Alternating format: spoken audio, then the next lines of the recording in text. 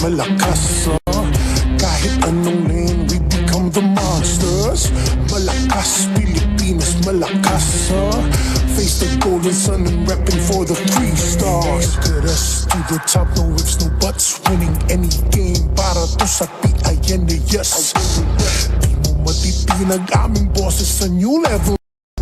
Kali man o mobile, you know I become a legend. Listen, open fire, we unite, we winners. But with pressure, like diamonds are made of. Switching lane na parang gera, HP racing may reseta. But kakatang buhat ni Hilda, full dong SS parang Laila. Susundan ko ang iyong wakas, kasama pataas, tagumpay natin to dahil tayo'y malakas para sa Pinas. Nasa amin ang alas, hindi to atas. Kinikilala sa taas kasi kami ang malakas para sa Pinas. Nasa amin ang alas, hindi to atas. Kinikilala sa taas, ganito kami sa Pinas, yeah.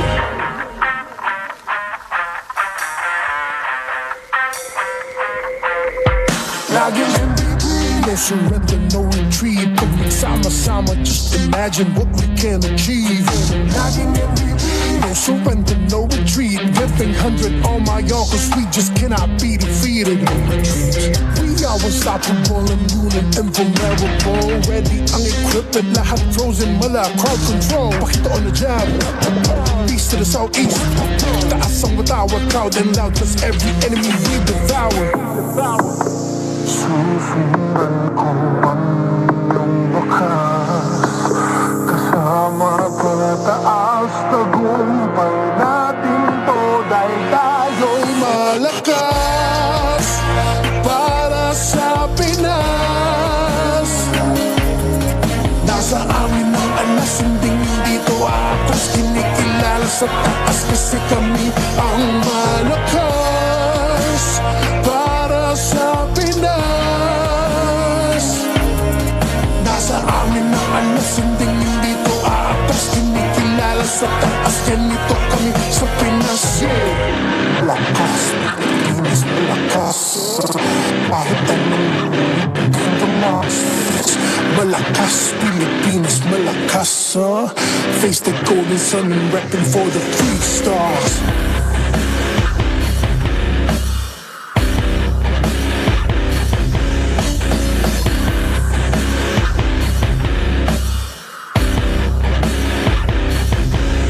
Ang lakas ng Pinas, reunite, we the stars. Ang lakas ng Pinas, reunite, we the stars. Ang lakas ng Pinas, reunite, we the stars. Ang lakas ng Pinas, we the stars.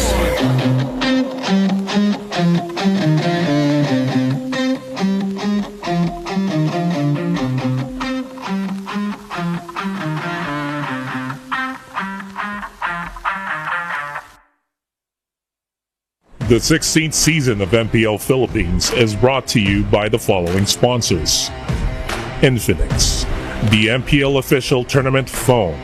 Infinite plays, infinite wins. Victories you can count on. Smart, the simply reliable telco partner of the MPL. BPI, the official bank partner of MPL Philippines. Mas magandang bukas, buksan sa BPI. Our partner in esports, Clear Men.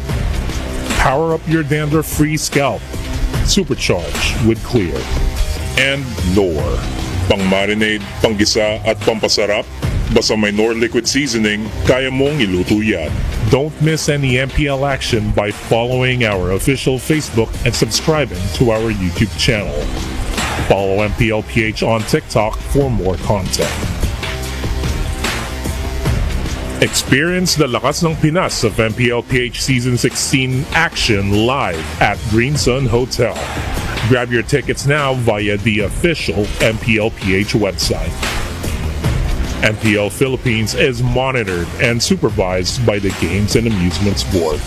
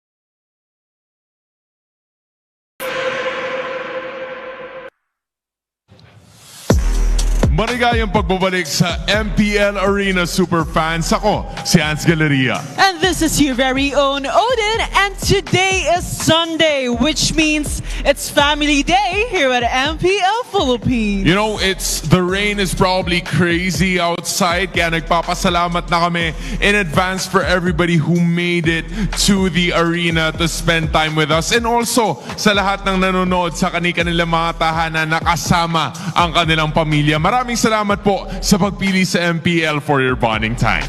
Masaya kami na makita kayo dito at sa mga nanonood dyan, alam namin na nakaabang kayo ngayong week 2 dahil huling araw na rin ngayon at marami pa tayong maiinit na laban na matutunghayan ngayong araw. Alam mo, ikalawang linggo pa lang.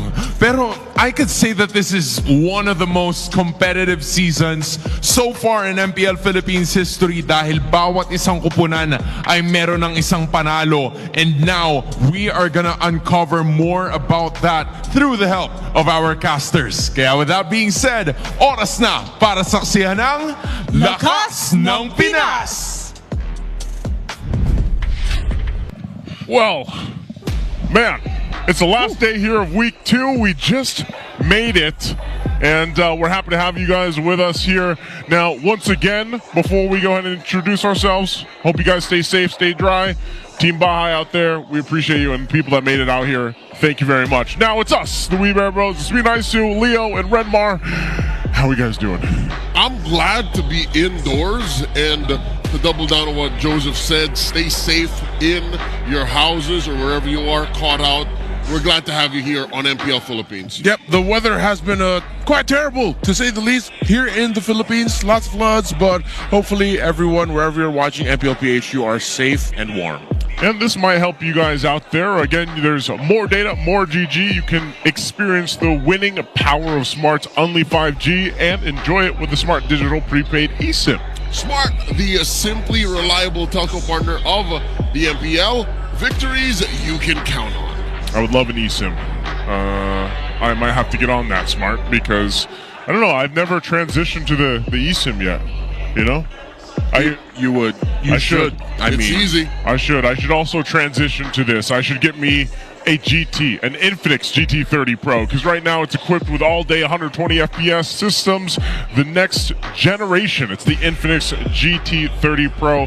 It's now the official tournament phone of the MPL Philippines, and it's powering us and all our players through this season. In case you bought the very same phone that our athletes are using on stage, you can use it to snap a photo of them with Snap a Pro. Snap a photo of any MPL PH player during very specific moments while inside the venue, while you're at the MPL Arena for a chance to win diamonds. So this graphic that you're seeing right now, use that as your shot list, and once you get to snap the photo, post it on your profile with the required hashtags. You have until September 8th to submit your snaps. Again, you need the hashtags. You need to be a member of the MPL PH official group, and make sure that the posts that you dish out are, just not private to yourself, because how are we going to see it?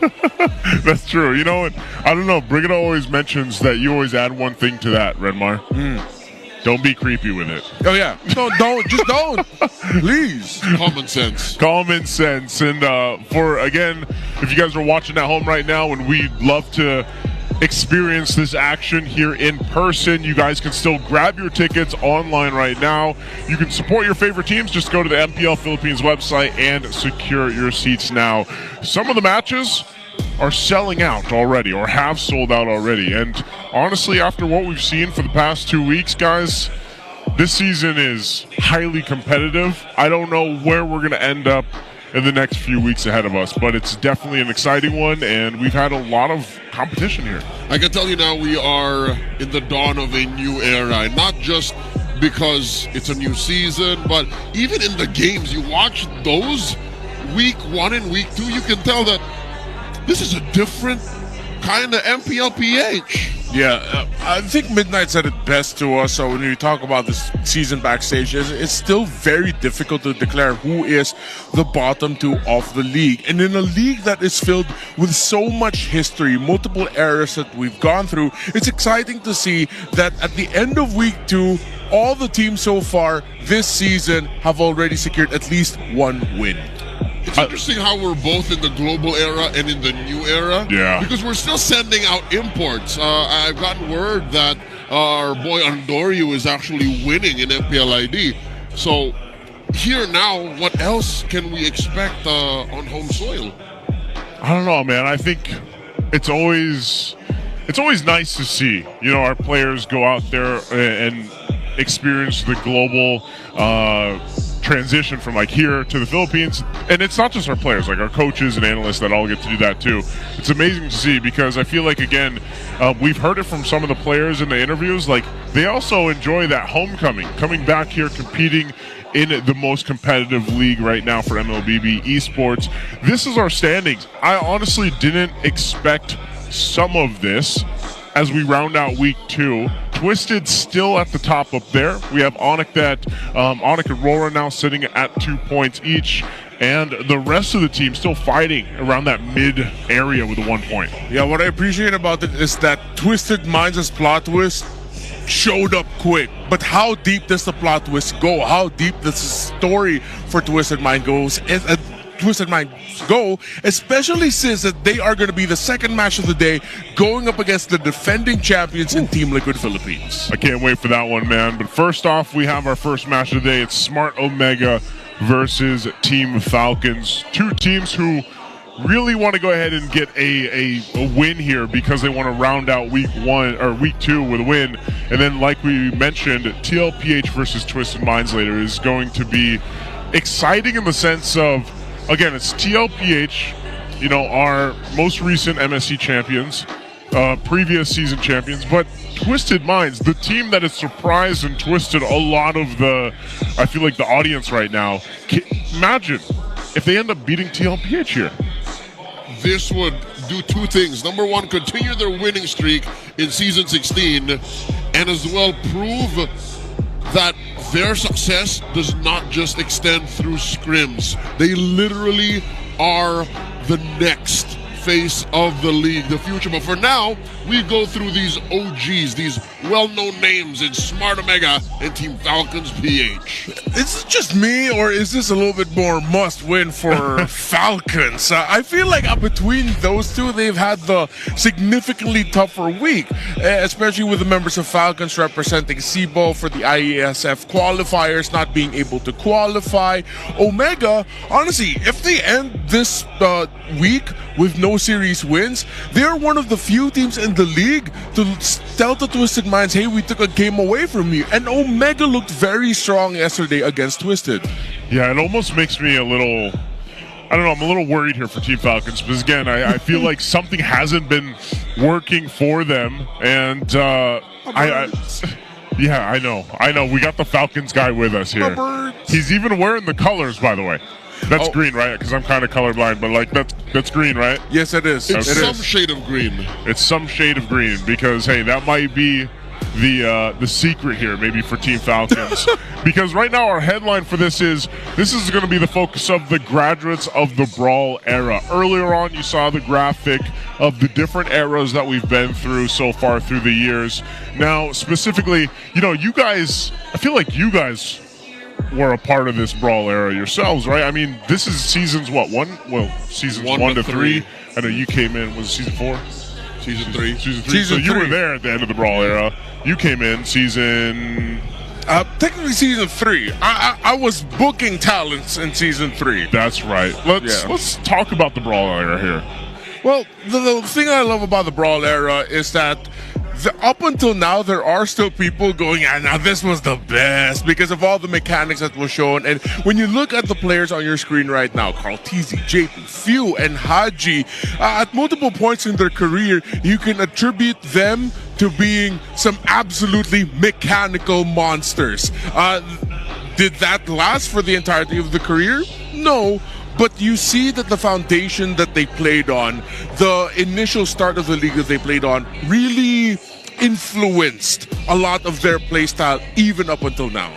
And what's so beautiful is they've proven that years down the line, more than half a decade removed from the Brawl era, they are still here. So they're more than just their mechanics. They're true icons of the game. So we'd love to see how they look like now going into this bout, because again, even Liquid, who's going to be in action later on, is in pretty deep waters. So 3 of the 4 teams in action today need that dub. They need the win. We want to ask you guys over there watching with us, of course, what your thoughts are. And you can answer us by this question. Can the graduates of the Brawl era keep up with the new era? A, yes, of course, or B, not right now. I want to say, if I had to throw my answer out there, I would say yes, of course. That veterancy of the Brawl era, these guys that have been staples throughout the seasons, they're going to bring that experience and veterancy into being able to adapt to the new era. And I think, yes, maybe it's been a little bit slower for others, but definitely they're going to be able to do so. And again, these are our best of the best here in MPL Philippines. Yeah, the new era is not solely determined by the new names and new faces that joined the league. It's also determined by the veterans, as you mentioned, Naisu, that have learned to adapt, grow, and even, especially for names such as like Carl Tizzy, JP, determine what it means to be someone who evolves with the league itself and evolving your game. Yeah, I define it as that. That's why I'm saying not right now, or just straight up no, because they don't have to keep up. I'm thinking they still have it in them to redefine the new era. Because Carl Tizzy, who knows what he's going to pick up next? Who knows what he's going to do? And thinking about Few, he's going to be in action right now. What else will Coach Treb make him play? Because at this point, I don't think Few's fingers are locking up just yet. They're not. And I also want to say, like, I am happy to see some of the hero pool shift in the mid lane specifically. I've been wanting to see this for a while now, so hopefully again Team Falcons has been able to take, let's just call it, their learning experiences in the past couple days, even leading into the MPL Philippines Week 2, and can get it together here, because I was pretty adamant on something yesterday. Like, again, they needed to come up with something. Yes, Flap came into the lineup instead of Ferds from last week, and still they obviously were struggling in some form or another. Yeah, maybe that's the thing where it's like, all right, part of it is, yeah, this new era that's developed. There was a time when Team Falcons were like the marquee standout for a team that is playing the meta we were in before. It was very utility-based, objective-based, and everything else. They had everything down to basically a T when it came to timing. But I feel like they've been one of the teams that have had to adjust or struggle in a way to adjust now currently. Yeah. There's a saying that goes, the road to the internationals run through Falcons. I don't know how true that is still today in the shape they're in. Well, we'll find out here, because in just a second we're going to go ahead and welcome the teams out to the stage for the matchup. Teams trying to find redemption from yesterday's challenges, starting with James, Ryzen, Haji, Super Yoshi, and Natsuki. This is Smart Omega!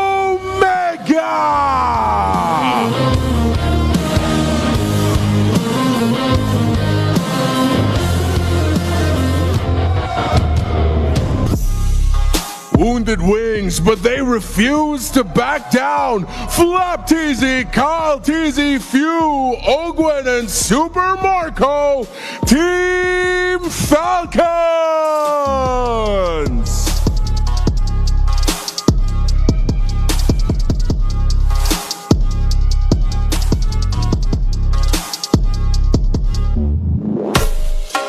And welcome to the stage, our marshals, Joshua, Chico, Patrick, and Jeff.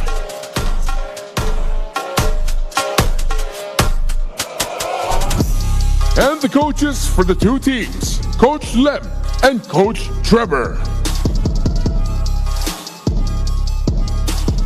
MPL Arena, this is Omega versus Falcons!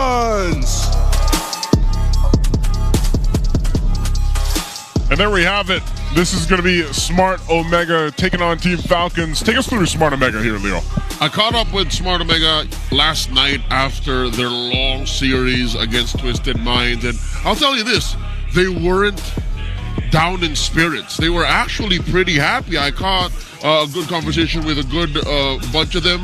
But what I can marquee and highlight is the fact that James went up to Coach Bonchan and said, "Coach, you got us really good." And that conversation lasted for about 5 more minutes. So that means he really understood what Twisted Minds was doing. I wonder how that'll influence how they go up against Falcons tonight, because they went all the way. So that must have unlocked something in Smart Omega. I'm looking forward to if they can unleash that on Falcons here tonight. Again, going to be great to see, because Team Falcons is the team that needs to quickly adjust here. As the Falcons guy, Redmar, what do you think? Well, similar to what Mickey Rourke said in Iron Man 2, where is my board? Where are my birds, man? Where are the Falcons? And I know clearly they are still heartbroken by the loss in IESF. There are members of Falcons that really need to step up. I saw some lapses in judgment yesterday in their series against TNC Pro Team, a little bit overextending, and it feels like there are still shades of them always still being used to winning every single sequence, forgetting that it's changed. There's a different era. There are times where you are losing fights and you cannot just simply walk forward and try to out-damage them. The game has changed. Falcons need to evolve. I rarely do this, but also maybe it comes down to how they make decisions with their coach, because their drafts are relatively out of this world. Yesterday they played a Uranus. In IESF they played an Esmeralda. Yep. They even played a Jungle Alice. So I don't know what the context is as to how they ended up with these choices so quickly and so surely. Maybe they should revisit these drafts and respect what their opponents could be bringing up here. That's why the draft right now, currently in this meta that's been shaping, is so interesting, because some teams play to that advantage. But before that, we're going to have to throw it over to the smart ping test to see how our players prepare for the match. Ako na naman ng bunot. Boys and girls in a garden, Yung standing ko pala, yung iba ko, 140, I love you, pre. Pag sana masama, and trapper ka pala no? Bigyan ng karapatan yan. Bigyan ng karapatan ng bawat isa. Bibikalma lang tayo. Saan naman, nahalo na kami. Yung panalo na ako sa landa doon. Kailangan na lang tayo, pre. Kalmado lang tayo. Malabo pa sa ano yan. Malabo pa sa adobong pusit. Ay, Mark, Dad, Tokyle. Hey! Game, Jackping. Kailangan makauwi ng safe siplap. Yan yung goal natin.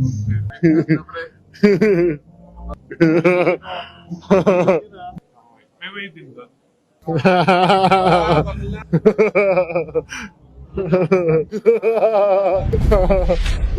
I love how that was just purposely edited that way. You know, like, Zero context. zero context, just a whole bunch of laughing. It seemed like Few was practicing to join the evil laugh contest. Yeah, he took some notes from Kawhi Leonard for sure of how to laugh and make it seem like you're actually human. Well, hey, that's different. I will say that. That's different than what we've had for the singing, all the singing, you know? Yeah, that's good. I like how the editors for the Big Test are really starting to show off, like, you know, just have a lot more fun with it. They're not afraid to clown on the players in a fun way. They should. You know, again, that works, you know, throughout the laughs, man. And right now, we're not going to laugh here, but we are going to howl, because we're going to throw it over for our Infinix Keys of Victory with Wolf. Welcome to the Howl. My name is Wolf, bringing you the Infinix Keys to Victory. Omega versus Falcons ang magbabakbakan para sa first series natin ngayong araw. At para sa Omega na medyo losing streak sila ngayon, kailangan nilang gawin ay i-punish ang Team Falcons sa non-scaling mid lane choices nila. Kapansin-pansin kahapon na yung Team Falcons ay hindi masyadong nagko-commit ng mga farm para kay Few, at dahil doon ay parang kinakapos sila na damage sa late game. Para sa Omega, dahil napapansin ko din na parang sa meta game ngayon, kailangan may pangil o may damage yung mid lane choices mo, pagdating sa late game, they really have to put some farm onto few. So, yun yung pwedeng i-punish ng Omega. Para din sa Omega, they don't give up the early game and river control. So, napapansin din natin para sa Omega na parang nawawalan sila ng lakas pagdating sa team fights kapag hindi nila nakakontrol yung river. Either i-fast clear nila yung lane or gumawa sila ng plays para talaga nakuha nila yung certain parts of the map. Para naman sa Team Falcons, they have to work on their siege execution. And I'm sure that Team Falcons knows this. Ang tagal na nila sa liga, siguro ngayong week number 1 and week number 2, kapansin-pansin na hindi nila na-execute yung pag-siege nila mismo, lalo na kapag sila na yung nakakalamang sa laban. They just have to work on that. And lastly, they have to take care of their early game farm. Minsan, nasa-sacrifice ng Team Falcons yung kanilang farm dahil lang gusto nilang pumalag sa mga team fights na hindi naman din advisable para sa kanila. This is something that they have to work on, and maybe ito yung dahilan para makontrol talaga nila yung laro from their perspective. So let's look at Omega versus Team Falcons through the draft now. Back to the casters. Thank you so much, Wolf. And that's the Howl, the Infinix keys to victory there for both the teams, Smart Omega and Team Falcons, to go ahead and get the victory. You guys can let us know what you think, of course, in the comments too. If you agree with those or not, what do you think, boys? I think Omega punishing the Falcons' non-scaling mid should be something Falcons is aware of anyways, because check this out. 2 of the Brawl era graduates were once cores, quote unquote. You're looking at Haji, who once played in the jungle, and then Few, whatever you wanted to call that role, he once played Granger. His Selena was once played an assassin and won them single-handedly on a championship in season 2. So they both should know how important it is to scale with damage in mid. Yeah, and if you do that for Falcons, that means you'll have a higher chance of being able to really take care of your early game farm. So if Omega's going to be looking at the non-scaling mid lane choices of Falcons, well, Falcons, inverse of that, start looking really deeply into your scaling mid heroes. Take care of that, so then that you also have a higher chance of being able to protect your farm early on, because that's been one of the struggles here for Kyle Teasy. Let's think about this, just for our viewers out there's sake. What are some examples of non-scaling mid choices here? Non-scaling? Yeah, non-scaling. Aurora. Yeah. Zushin. Yeah. You want to get heroes at even up until the late game. You're gonna be able to dish out a lot of damage. Considering that we did see Farsa and Kagura shown up for these 2, those scale, and that those do scale. But then at the same time, it's not just in terms of like what you're gonna be picking. It's like, are you gonna be able to facilitate your rotations so that the Kagura and Farsa scale comes a little bit quicker, that it doesn't have to wait up until past 10 minutes so that you can actually feel them damage. That's why you're gonna keep it close. That's why you see on the side of Omega, one of their main conditions is to really take care of their river control. Because if you lose the river, then you're going to lose that scale if you're mid. Yeah, we'll see if they do. Again, the early game is in a very interesting place right now, and we have put a magnifying glass too, I feel like, on the XP laners a lot so far, which started last season and then it's carried over into now, just because, again, the meta itself has shifted slightly. And we'll take a look how the rest of this last band for the first phase goes. You got the Kalea and the Phobius being taken out by Team Falcons. They're on the blue. And then for Smart Omega on the red, they take out the YSS and the Wan. I feel like Falcons might let through the Lancelot and then trade for the Baksha. Muscle of iron. Yeah. If it's not going to be banned out here by Omega, I think I definitely lean a little bit more towards the both of if you have a choice, then pick up the Baksha now. Omega, it seems like they're more than willing to give the Baksha to Falcons. We'll see how that's going to be faring for them. I think Falcons are also going to be thinking of, those surprise Juicin first picks, or surprise CC first pick, but it's tried and tested. Baksha is one of the best, if not the best options that you could go for in the first pick. And then what can happen is Omega can actually invest in their mid duo first, and then later sneak it through red 3. I was going to say, Wow. the Fanny, but no, they just went. This rarely happens, by the way. Yeah, I thought they would wait at least a little bit here. Double core pick. They go, yeah. That doesn't happen often. I think they're already looking towards that Fuse going to be ending up with the heroes such as the Farsa and the Juicin as the main options that they're going to be going for, because it's a great pairing with the Baksha. Kagura most likely is one of the reasons why Hayabusa was rushed right away, because when you look at the Harith, one of the rising picks against that has been the Kagura in the mid lane, but they don't need to pick that. But then some of the best options that you can go for are countered by the Hayabusa, so I'm actually okay with that. So Falcons decided to play it safe and pick up the Moskov, going up against the Harith. So both gold laners are already locked. Falcons decided to play it safe and also get the Arlot in the EXP, which means Omega will be able to get the Lapu Lapu. So a lot of the picks right now that Omega has shown is to give Few a lot of struggle, which means that they're already taking care of one of their major keys to victory, which is taking care of the river control. Yeah, so this is where I don't even think they'll ban the Farsa, just because it'd be a really hard Farsa game against this, you know, but I don't know. We'll see what Team Falcons goes. Here we go. Tagalog, let me do it. Okay. Jung, actually, wait. I'll just translate it to English. Yes. He saw one word. Yep. He's like, that's difficult. So we're upset against Cambodia. This is ISF. You guys do it. All right, we brought that feeling into our match against TNC. Okay. So there was definitely something bothering them in their matchup yesterday. Those are some really long words. Long and short of it, Joseph. Yeah, and we talked about it on broadcast. Again, we were hoping that they could go ahead and shake that off. Yeah, you know, apparently not. Apparently not. And hopefully now today they have done that and they can kind of recuperate here. Now, going back to the bans for the second phase, the Kagura was taken out. You have the Selena 2, which is one of those top picks that is given over to a few. Now, I'm wondering if this is going to bring up some more mid lane bans. What do you contest here? Well, for Falcons, they actually don't need to lean in towards the mid laners that will struggle up against the lineup that Omega's showing.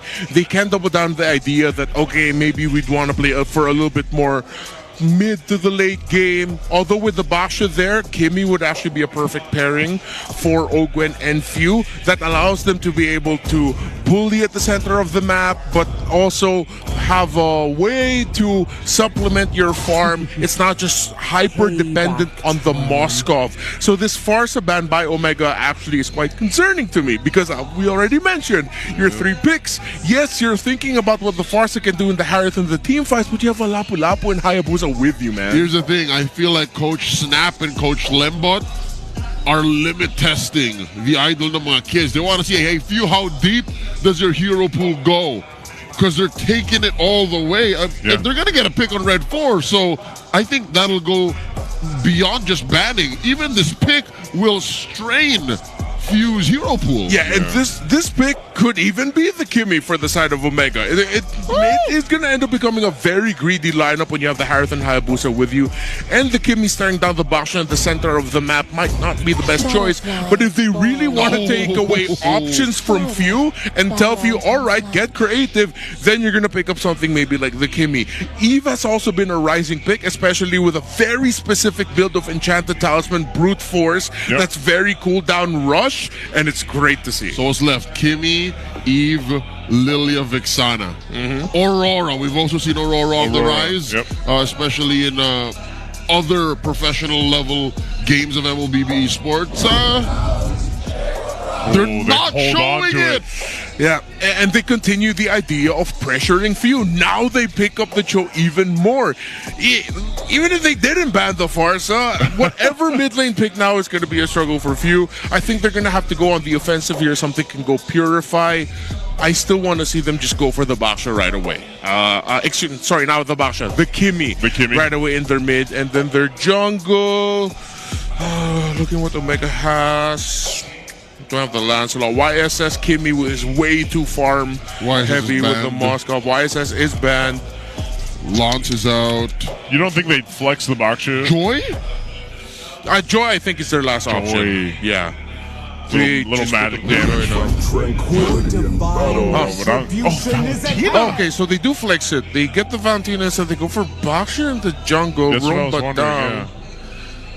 Now, this puts so much pressure onto the Moskov. I thought they already had a good lineup that wouldn't be so dependent on one hero to pop off, considering you have 3 potential quick scaling snowball heroes on the side of Omega. It's like Falcons low-key conceded the early game, and they're going to be turtling out with macro, split push, and farming up for Super Marco, which is too much. It's tough, man. I mean, every time I see the Valentina, sometimes it's like, I get the concept, but so far, statistically, it hasn't worked too well. But Loyi gets picking up, too, for the last pick for Smart Omega. You know what? Something tells me Smart Omega just went for this plan to bear down on Few. Yeah. And then because of the switch, because of the flex on the Boxer, they said, you know what, let's just follow through anyways. And surprise whoever they can find, these softies, which again there's still 2 of. Smart Omega, I'm liking their draft better than Falcons, who seems to have switched their priorities mid-draft. Yeah, I'm leaning towards that boat too. If Falcons aren't careful here, what they're used to doing against other teams, playing around the low Yi, is what's going to happen to them. It has changed a little bit. Low Yis are a little bit more specific, but if you look at the lineup rating and the numbers, it just really leans towards the side of Omega, considering that they do have a significant amount of crowd control and looking solely at the damage that can balloon fast on the side of Omega. Falcons, if they're not careful, they lose this in the first 3 minutes. Well, that's right from the Falcons guy himself. So let us know in the chat what you guys think is more likely to win Game 1 here in this best of 3. It's Family Sunday. It's Smart Omega versus Team Falcons. Both teams looking for that win to finish off Week 2 in the MPL Philippines Season 16. And we have to go ahead and pay attention to this early rotation, because that's where a lot of it starts for a lot of these teams, you know? And it's so cool seeing both those skins, by the way, between the Badang and the Cho. But here's the thing. I think with this, again, Valentina is in a peculiar position where you really have to be able to utilize whatever ultimates you decide to take here. Starting to see what rotations they're going for. Flicker already.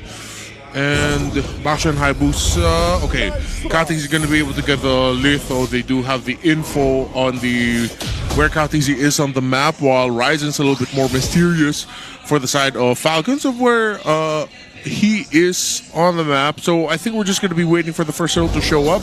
I want to see someone build for an advantage right away through the EXP lane, get either Flap or James low for either side. That's going to be a good early condition to check if they want good success early on. I like that you mentioned the EXP lane, because what seemed to work for Omega, especially season 16, is when they go with James. And with Falcons clearly saying, yeah, we're going to hedge on the late game, this is all the more incentive for James to just keep pushing the pace. What was that saying we had? Go with James. Go with James. Needs to be on a t-shirt at this point. But yeah, that's true. And also, Lapu Lapu is just right now really good in the XP lane tier list. You know, there's something about this hero that he's just able to do so much damage, but also tank up so much damage, and even pull off a couple finesse moves if he wants to. So it's one of those games where it just kind of brings it into the first objective, the first turtle.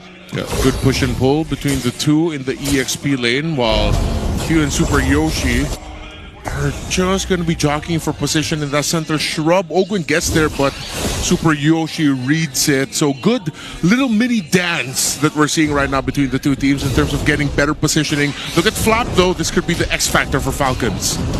Go. Oh, final slash. Coming in, first blood drawn on to James. He wasn't ready for that. Now James pushing out of the fight. And there we go. Flap Teasy about to get punished. All this while, Kyle Teasy secures the turtle. Great work by Falcons using muscle. Yeah, Flap Teasy found the perfect position, and then they were able to make the most out of the final slash. And we saw again, a lot of highlights here in the little dance and who gets to hold the right shrub at the center.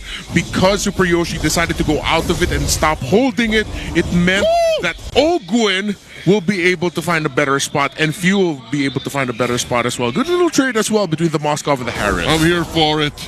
Let that 1v1 keep going, because look, neither of them wants to give up the lane. They're all staying.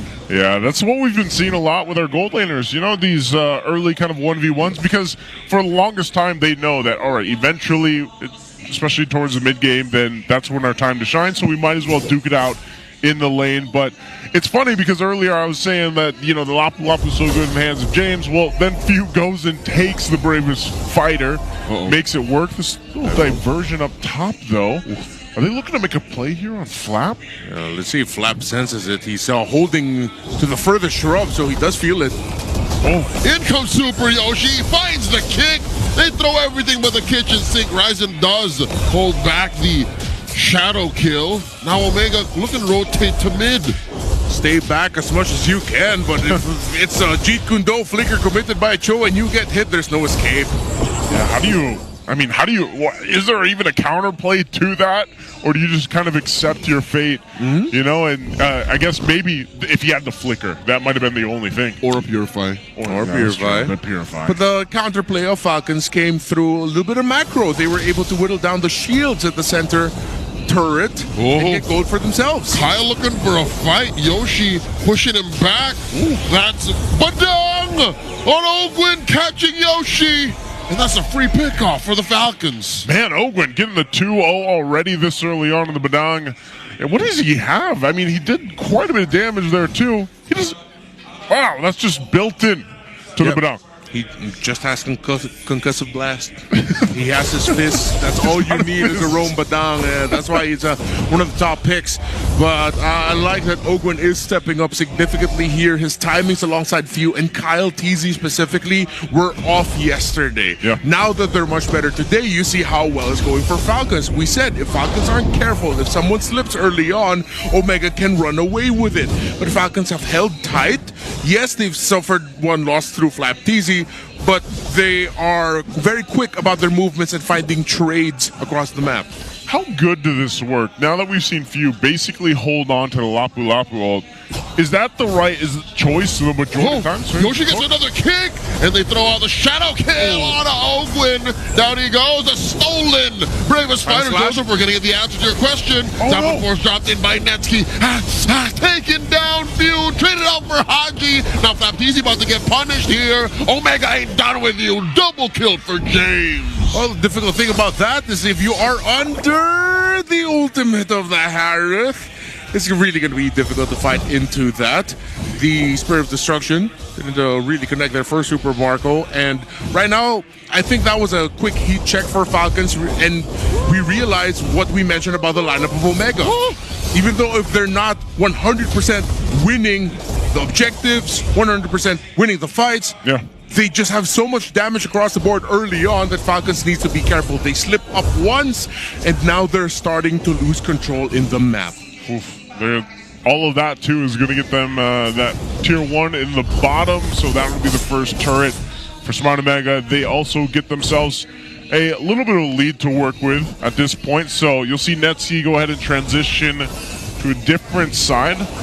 But yeah, it's one of the things that if Team Falcons decides to go ahead and start a play, hold on. Final slash does not deter Omega from coming in. Yoshi with the flicker gets the kick, and still Ogwin pops his ult, and they're stopped by the Puissance. Kyle TZ breaking the formations. In come Few, pressuring Netsky, and underneath tier 1 up top, Falcons collapse onto Omega. Flap comes in, taking down James. They're not done. Haji gets hit with the final slash, taking him out. Few gets another. And now the slip up by Omega. It seems like that little knockback from Ogwin was more than enough actually just to throw them off their game. Once they saw that Baksha, that little bit of slow that was still on them, the little breaking of their flow meant that they just had to run away slowly from the Tortoises Puissance, which meant it was time for Few to get into a better angle, Marco to get into a better angle.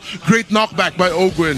Man, so far, just a back and forth right now at this point, but they're 3 for 3 in the Turtles for Team Falcons now, and they've gotten some more control. So even it out, even in terms of this space to work with as they got the tier 1s down. You know what? Omega shan't pull that off once more because it was dangerous what they were doing. A diversion right in Falcons' face. Yeah. Falcons are going to punish you hard. Sure, they've been losing. Sure, they've been struggling the past week, but they're still one of the Titans of MLBB. You can't do that. Yeah, definitely off of that too. And you can see Super Marco's got himself nearly to that third item. He's got the Crystal Scythe and Golden Staff already here. So now things are falling into place for them. Yeah, good build as well for Kyle Teasy. He needs that Radiant Armor and was already able to build it. He will probably transition into a full build anti-cuirass after he initially built the Dreadnought, because you are able to temper the physical skill damage being dished out by Omega. But Kyle Teasy did need more magic defense, similar to Flap Teasy, who did go for the Oracle now. James coming in.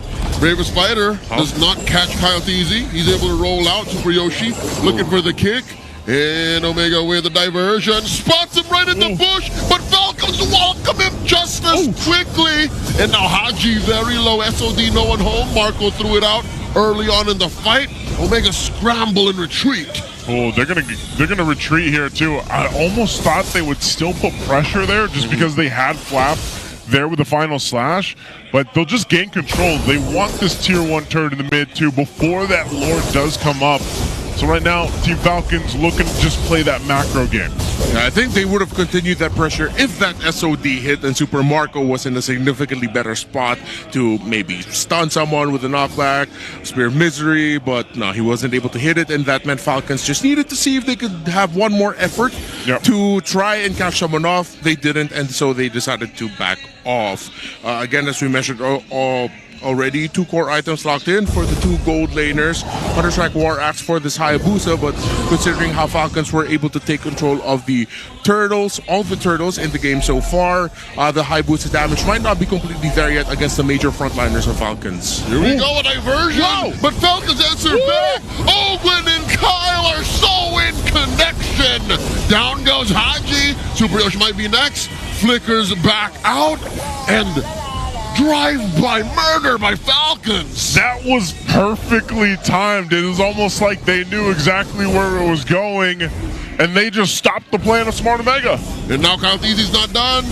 Oh, he does try to commit Grand Theft Orange, but that forces Ryzen to hit the red tree. They go straight for the Lord. Oh, no, he doesn't. Yeah, he doesn't use the retribution. Ryzen can still do it.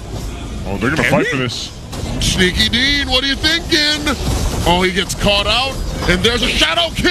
James steals it. Down goes Neski finds the window. Kyle Teasy falls as well, but James finally goes down. Neski gets a double. Down goes Ogwin. There are bodies littered across the river. Omega, how did they do that? They won the trade and the Lord. Ryzen still coming in. Shadow out. Way too early, it was like by Falcons, 16-14. Yeah, there's a significant time difference between Kyle Teasy and Ryzen. It seems like the retribution of the Baksha did come in way too early, which meant there was roughly 300 to 500, because Falcons were waiting for the right time. Yeah. They were waiting for the cooldown of the retribution of Kyle Teasy to get taken out. That's why they had to slow it down. They got the vision. Kyle Teasy seems like he was waiting for the perfect timing to hit the retri, but just hit it an ounce too early. Fortunately, we didn't see it anymore in the replay when exactly he hit it, but it was James who got it. It seemed like it was mid-shadow kill. Yeah, just follow James though on that one. Go with James. Go with James. Gets himself the Lord now. So Smart Omega, and notice, it hasn't been one of those games. A lot of the matches we've seen where you have these kind of gold leads balloon up. This one for game 1 has not been the case. The most it's gotten is 1.5 for Team Falcons. And now the focus is, what can Smart Omega do with this Lord push? They are going to get that tier 2 up top with the push from Ryzen. And now the next focus, this one will charge in to the tier 2 on bottom. So Smart Omega has gotten a lot that they've wanted. I don't know if Kyle Teasy wants to actually go for this. He does pop the puissance, runs into Super Yoshi, but that should be a clear sign to not force anything. They lose their tier 2 in top and bottom. That's permanent damage dealt to Falcons side of the map. It looked like there was a clear difference in opinion as to whether or not Falcons should have gone for that. Caltese clearly wanted to, but it seems like it was a team call for him to back off. This is significantly better for Omega now, because one of the reasons why they have been losing is because, well, Netsky does have no death under his name, but because of how much control Falcons had earlier, especially in the key shrubs leading up to the fights, Netsky just couldn't find a comfortable position to fight very well. Now that it's Omega setting the tempo and getting into the aggressive shrubs in the map, that means Netsky can be happy and say, okay, it's my time to shine. Ryzen hasn't died yet as well, so now Falcons, how they've been playing the game so far, needs to change, because even a well-timed shadow kill by Ryzen can whittle down Caltese and Ogwin faster than you can say, let's fight this. This is where we see Team Falcons go for the adjustment. You know, they played their game in the early portion where they secured themselves 3 for 3 in the Turtles. They lost that last Lord, unfortunate to them, by James securing it. So now I feel like they're kind of recalibrating. Like, how do we approach this next objective coming up in about 15 seconds? We got to secure our buffs. You can also see, too, he's changed it up a little bit, right? He's not going to hold on to the Bravest Fighter, at least for now. I'm not sure if he changes it before the fight breaks out, but he's holding on to the Cho Ultimate, that Way of the Dragon. So maybe one of the ideas here, the concepts for Team Falcon, is to maybe go for a pick-off, or it's just to peel. The big thing that we mentioned with the Badang too is that it does mess up the flow of the team fight for Smart Omega. And if you miss that mark, if you miss that setup or that interruption, that's where things seem to take the back door on this, or the back front of this. So again, for Team Falcons, they're going to spot this out. They know they can contest this here. I wonder if they're going to blitz. Caltese goes in for the roll. Caltese comes in. Flicker, final slash. Lord still sitting at a third of his health. Down forced by Netsky. They force it out. James flickering back. And the puissance by Caltese. Lord at a 10th of his health. That's a flicker spent once more. And look at the damage now by Haji. Haji secures the Lord. A kick plus a combo from Omega. They're wiping out the Falcons, clipping them wing by wing. And it's just Ogwin left. Omega from out of nowhere. It was a disaster for Team Falcons. It looked like they got their wings clipped in that one. It already looks so good, but they could not check the low Yi. Haji got the damage, and Omega might end it. And they're already inside the base. Ogwin falls. It's a wipeout with 1 minion. Smart Omega takes game 1. In one team fight after another, Smart Omega comes out with a win over Team Falcons. 2 Lords were actually, I had to revisit it, both junglers got cold feet. In the first Lord, it was both Ryzen and Caltese hitting their retributions too early. This time around, Caltese was early, Ryzen just couldn't even get his retribution off. I don't think he found the right enough angle. He was mid-shadow kill. So this time it was Haji who was able to get the last hit for the Lord in the last one. And they just didn't check the low Yi. And this is one of the biggest struggles when you're going up against a lineup that has a low Yi and you are centered around the very tanky jungler. If you do not check that low Yi, that sudden burst of damage from the duality proc is going to mess you up. You know, that's one of the beauties of playing a team that has clearly no tentpole. Threats can come from everywhere. And that's what Omega's identity seems to be in Season 16. The barangay is not made by one star. Everyone does their part. Forget the timers of past, you know. I feel like Smart Omega has proven that, it's just much different now. And it's crazy because even that last fight, we'll see it probably later, but it was interrupted by a lot of the things that James did, our MVP here for Game 1. And I'm going to stick by, I think that's going to be the thing this season, man. Go with James. Go with James, because whether it's the Lapu Lapu, whether it's any of the XP laners that he showed us so far this season, you can definitely count on him. 3-3-6 with the KDA, but it was more so of what he was capable of doing, being a threat to really the lineup of Team Falcons as a whole. But I think even then it was like, that last fight, I saw I asked the question before it built up, like, who is he going to kick? Right? He was holding on to that Cho ultimate, and he died before he got to use it, I think. Like, he didn't really get a chance, because that's one problem with the Valentina, especially when you're holding on to that kind of ultimate. You have to put yourself, and I think he got caught in that interaction with the Lu Yi. He just got bursted down. Yeah, this is why the Valentina pick to me was quite iffy. I understand that you do have the Terrify, you do have the burst damage, and at the same time, because of how the Baksha works and the Badang works, that could have been a potential snowball condition early on if the Valentina, Baksha, and Badang together were able to chain a lot of kills. Significantly harder to do that now in this metagame, in this environment here in MPL PH, which meant that the Valentina Hero Few, yes, rather impressive 235 in the final KDA, still that could have been something else, because it would have been less risky if you went for a different pick, if you wanted to play a little bit more around the Moskov and the Valentina. Yes, the Falcons lineup now clearly just plays around for the Moskov. A lot of dudes pushing forward so that Super Marco has space. But then again, if you're not checking one of the main damage dealers in that Lo Yi, not just like take Harith out of the equation, just the Lo Yi alone already messes you up, because then when you look at the MVP pick in the Lapu Lapu for James, even he dishes out a lot of burst damage through his ultimate. Which is so weird, because like, look at his build. You know, that's one of the things about the Lapu Lapu right now. It doesn't matter. You know, like the Fury Hammer is enough to go ahead and help you feel just how much damage a Lapu Lapu can do, and then he's tanky enough to go ahead and take up all this. I mean, look how much damage he actually soaked up. 75,000 there. All of it. Basically all of it. And Super Yoshi, it almost made his job a little bit easier on the Cho, where it's like he didn't have to force himself to look for that kick.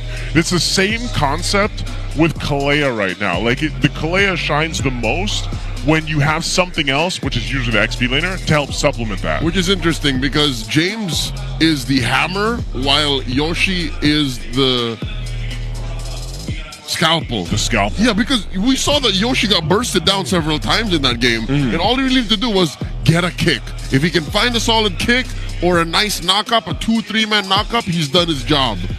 And that's why he's the wingman. And it's this deadly combo, James and Yoshi.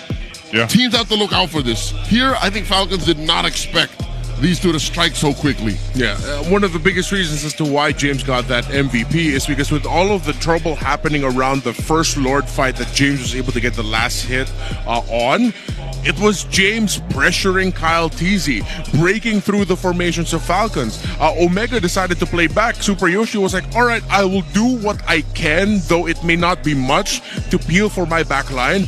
But that meant that James needed to go forward so that at least you have someone in the offensive to increase your chances that Falcons' formation is going to get shattered, which it did, which meant that Kyle Teasy pressed that retribution too early, and it was James miraculously who was able to get that last hit.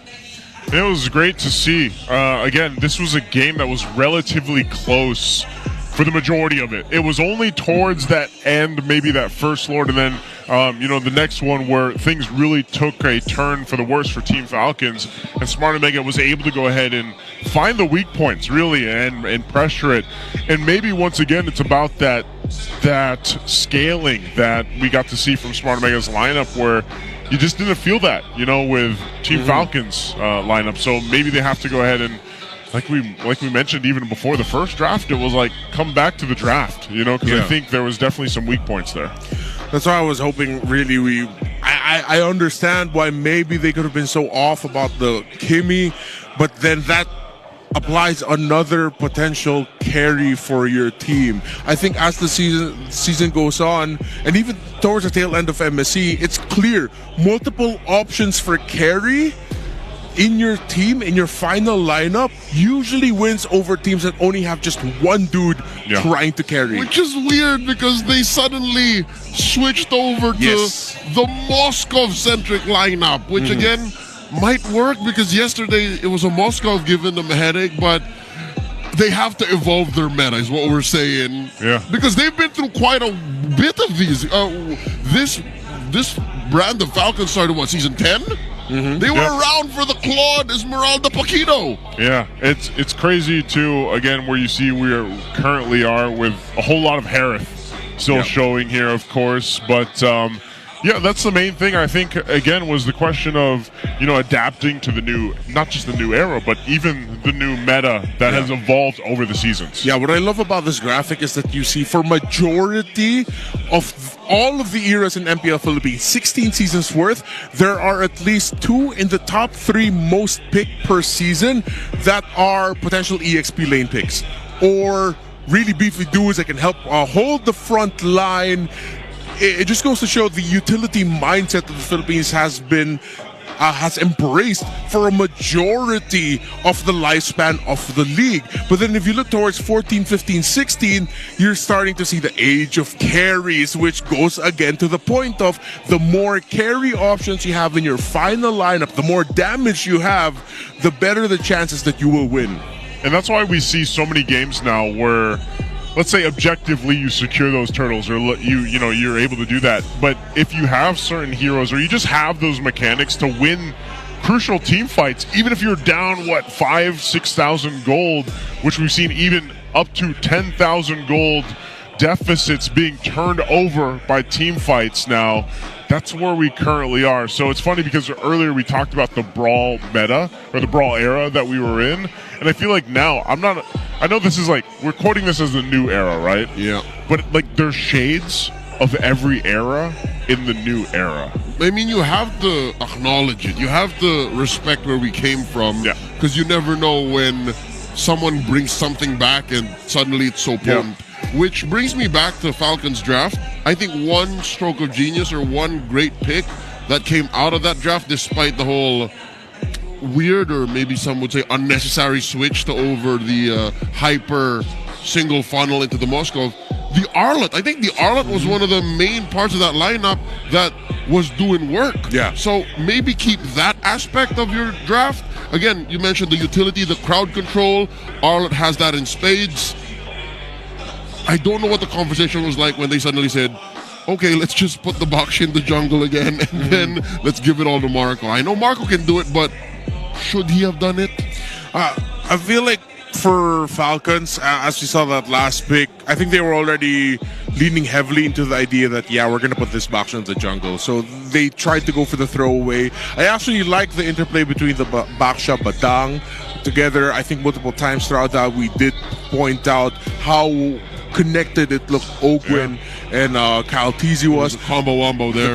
Combo wombo. But then again, with all of those 4 pieces outside of the Moskov, how they could have interplayed, plopping that Moskov in there. Yes, I know they picked that in the first portion of the draft, but then suddenly shifting it and saying, okay, all the focus is on that one singular pick, just throws me off right now. Because in MSC, we saw that one of the reasons why Team Liquid eventually won it all is because they embraced, as you mentioned, the multiple metas that we've had. Yeah. Carl Teasy went Fredrin, he went Hayabusa, went Assassin Tank, and then you see surprise picks across the board. The fact that it seems like they doubled down yet again into something that was we saw more of last season, even in season 14, was quite perplexing to me. It's almost like each draft, even if you're referencing back to MSC, was a shade of a different era, that we've seen. And you look at the teams that are doing this most successfully, even the team, for example, Twisted, that has done their own little flavor onto it, has adapted really well here. And I feel like even for the fans that have been watching Team Falcons, or, they're going through this rough patch right now, it's like everybody's kind of scratching their head, like, is this a struggle with the play style that they were so used to? Remember, these guys played 1,000+ days together, right? And counting. And they played a very specific way. So is it more so, instead of just the individual, changes that need to happen from the individual standpoint, is it more of the team is together finding this new way to be flexible and adapt to this? Joseph, you just condensed the collective train of thought and sentiments of all the Falcon guys and gals all over the world watching right now. They lost in IESF. They lost yesterday. They're one game away from losing tonight. All the questions stand. Yeah. And we don't have any answers. All we can do is watch, basically, and hope. With great pain. With great concern. We have some clues, though, because Coach Treb chose to go blue. Stay blue at Stay that. blue. Not just go blue, but stay blue. So what is that? What is what would be the reasoning behind that? Is it just simply for contesting priority again in the jungle? Maybe this time they want the YSS or the Lancelot. Is that why teams would opt for blue side if they can? Well, with the Lancelot and YSS banned by Omega, I think Falcons PH are just gonna try to refine again. I mean, the Basha, Arlot, Moskov, Badang, Valentina, if they're gonna stick to the Basha and Arlot, okay, maybe they'll switch out to Moskov. Maybe then they'll also switch out the Valentina. I actually liked the Badang earlier. Badang and Basha together, the more I see it, I feel like that's a low-key, terrifying combo you're gonna have to worry about, especially if you are an assassin jungle. I'd hate to be nitpicky, but I think the Valentina was a little too 300 IQ for what was needed in that moment. Yeah. At that point, we are getting to the era of just like go unga boonga when you can, man. Like, I get it. All right, if you get the Valentina, it has Terrify. You know, you can get the kick of the Cho. You have multiple options for peel. Perfect. What about damage? What about damage? Reliable damage. Reliable damage. Yeah. If you have the kick, you just go, it's good. You get it. Because with the Valentinos, there's always that window. There's always that window once you use the blast there for the Terrify. So I don't know. We'll see exactly what happens here. Of course, like we mentioned, Team Falcons will still be on that blue side. Omega over here on the red. First phase is already done. So this is the YSS and Lancelot are banned out. Is this just Baksha again? Yeah. And then, maybe we see it differently like we were thinking earlier on, where it could still be flexed depending on how Smart Omega handles this. But are their picks going to change? I know they can't get the Hayabusa, though. I think Omega should switch it and go for what I was initially saying in the first game. Keep Sneaky Dean's pick in red 3. Sneaky Dean. No! They just straight up do it! This is... I don't like fanning early like this because you're throwing no caution to the wind. You're literally leaping before you look. Ooga booga. Like Redmar mentioned. The funny thing is there's something that Omega might have solved that teams cannot, let's say, rush pick a Cho at this point. Later on, if we still don't see an Ogun pick, they can steal they can ban out or even steal a Kufra. Badang, Kufra are all options for the side of Omega, considering that you all see the Arlot again. Okay, they're still gonna double down the Moskov. They're gonna change their last 2 picks, but you can afford a surprise at this point if you decide to. Let's say it's a Lapu-Lapu again. Okay, last 2 picks, you have options for your own. You can go Badang, Kufra, even a Cho again for Super Yoshi. So I like that we're starting to see Fanny more, other than a rush blue 1 pick for the longest time. Now it's a red 1-2 pick. So, assuming that Omega picked something for James here, which is the Lapu-Lapu again, MVP performance. There was something taught to me by the great Neil Midnight de Guzman, one of North America's greatest treasures when it comes to MLBB esports. Yes, sir. You don't want to ban picks that protect your picks in the second phase because it's telling. It's obvious that you're wasting these bans to protect the investments you made in the early game. This is a lesson he taught me. Showing your hand. Exactly. This is a lesson he taught me in Season 7, Season 8. I wonder how true that is now. Because I feel like they have to do that. Omega have to do that to stop Falcons from picking heroes that bully the Selena. Or rather, bully the Fanny. There's Bully Selena, Fanny. man. So, because there's still a Hilda, still a Cho out there. Do they ban the Kufra then? Still a Kufra, still a Ruby. See, there's so many heroes that just cut the Fanny's wires up midair. Yeah. Falcons did show a Ruby at one point. Where there is light, I just can't recall if that was yesterday or the week before. But they can honestly go roam Ruby if they really just want another option to mess up with the Fanny. But single target lockdown might be good. I think because of this Fanny swerve by Omega, it's even tougher now. Because Now you might actually have to double down on the idea that we actually didn't like from game number 1, which is you put all the eggs in the Super Marco basket. Because if you go for another mid carry, then you lose a lot of the utility and crowd control that you need to mess up a Fanny in the jungle. So effectively, Omega is giving Falcons the catch-22. Yeah. It's you answer the Fanny or you draft properly. Ooh, that's tough too, considering I think this is sinister, Coach Snap. This is lascivious, Coach Lembot. Oh, they even ban out the Valentina just because. Wait, it worked for a little bit, but it would have worked potentially better now in this. This is also telegraphing what they might pick in mid.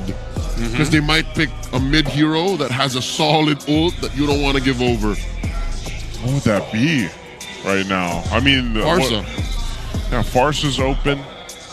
I'm kind of meh with the Farsa, with the Moscow, Arlott, and Basha. I like the Eve a little bit more, significantly more. The damage, the crowd control, good. That means you might be really difficult to go for a single target pick off roam. They didn't need to ban the Cho because the Cho, if they're going to go for something like an Eve, again, just go Badang, High Loss, Kufra are my best options right now for Omega. So right now, do they just go with the mid lane option then? At least pick that up, or do they wait again like we saw in the previous one? So, no, Jushin was open.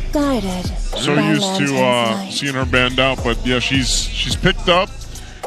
And I would assume this is going to be the tankier emblem setup that we've seen from Jushin sometimes too, where they're just there to go ahead and either peel or initiate, pop the beacon too, and this gives room for the Harith and the Fanny. And it's still double core. You still have a solid damage source in the jungle and in gold. Yeah, lots of flex. Now Falcons needs carry type in the mid. Just go for as iffy as it is, just go for the Kimmy.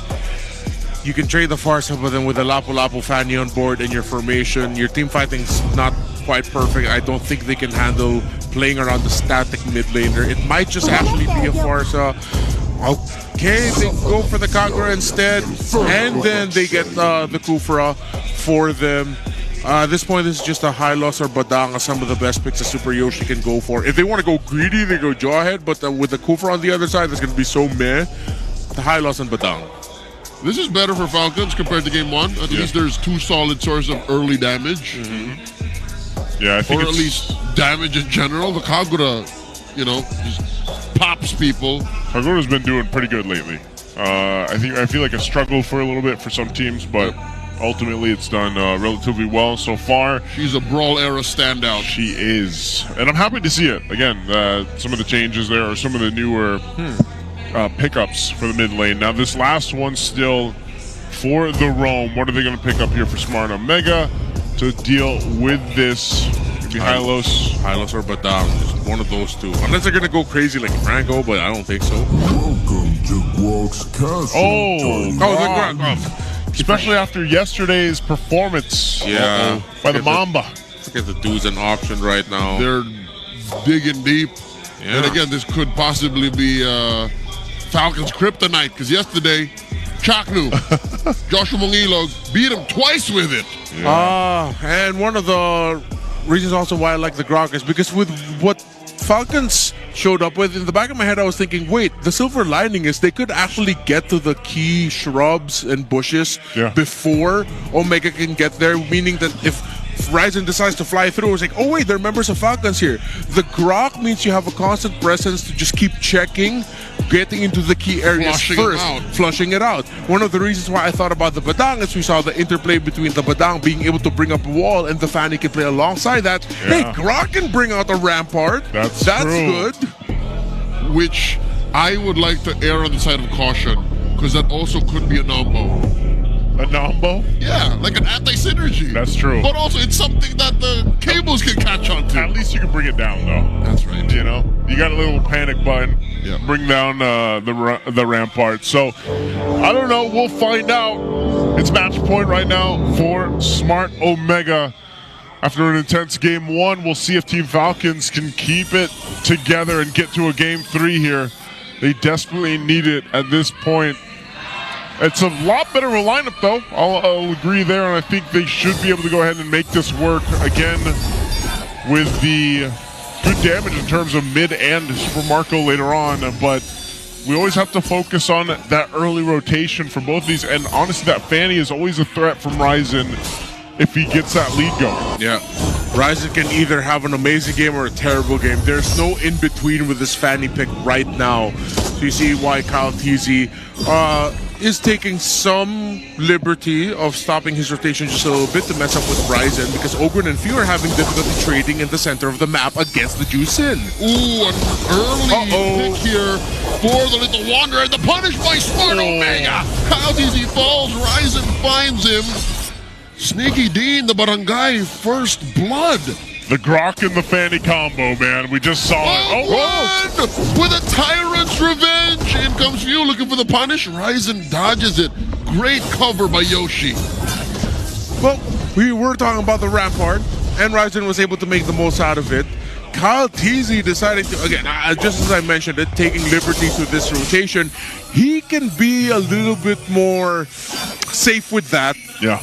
If his mid laner and roamer are losing the middle trade. Few and Ogun were not that healthy. They just popped the Revitalize so that they can recover some of the damage that they gained just through trading and trying to clear out minion waves alone. The fact that Kaltisi was pushing out was mistimed. Yeah, it's kind of crazy too when you think about it. The Grok plus the Jushin, you're not going to be able to do too much in the lane itself in mid, just because who are you going to be able to pick off, you know? And the Grok provides such a good base to work around for the Jushin, so, you know, you can just continue to do this as we see with the Lantern and everything else. But the fight for the Turtle, is Team Falcons just going to go ahead and take this? That's a blitz for Falcons. They score the first major objective. And Smart Omega, again, not sure if it's because of Falcons' placement, they missed out on their level 4s, and they're still missing out on level 4s. Yeah, Few was also able to throw out a good yin-yang overturn as members of Omega were getting drops. Finds Netsky, but Netsky pops a Purify. He's fine. He's fine. He's got the Purify. But as you were saying, you know, too, yeah, some of the level 4s were lacking, but Super Yoshi should have it just a second. They're going to rotate up top here. Ogwin gets his, so, and they'll go back to the lane here. Ryzen, I mean, that's one of the things, though. If he doesn't have the buff... Whoa! Solo kill! Sneaky Dean strikes! Flap Easy came in maybe a second too late, and where did he use his final slash? Oh, Hogan, this is Super Yoshi. Yoshi with the swing there, and they're barreling on him.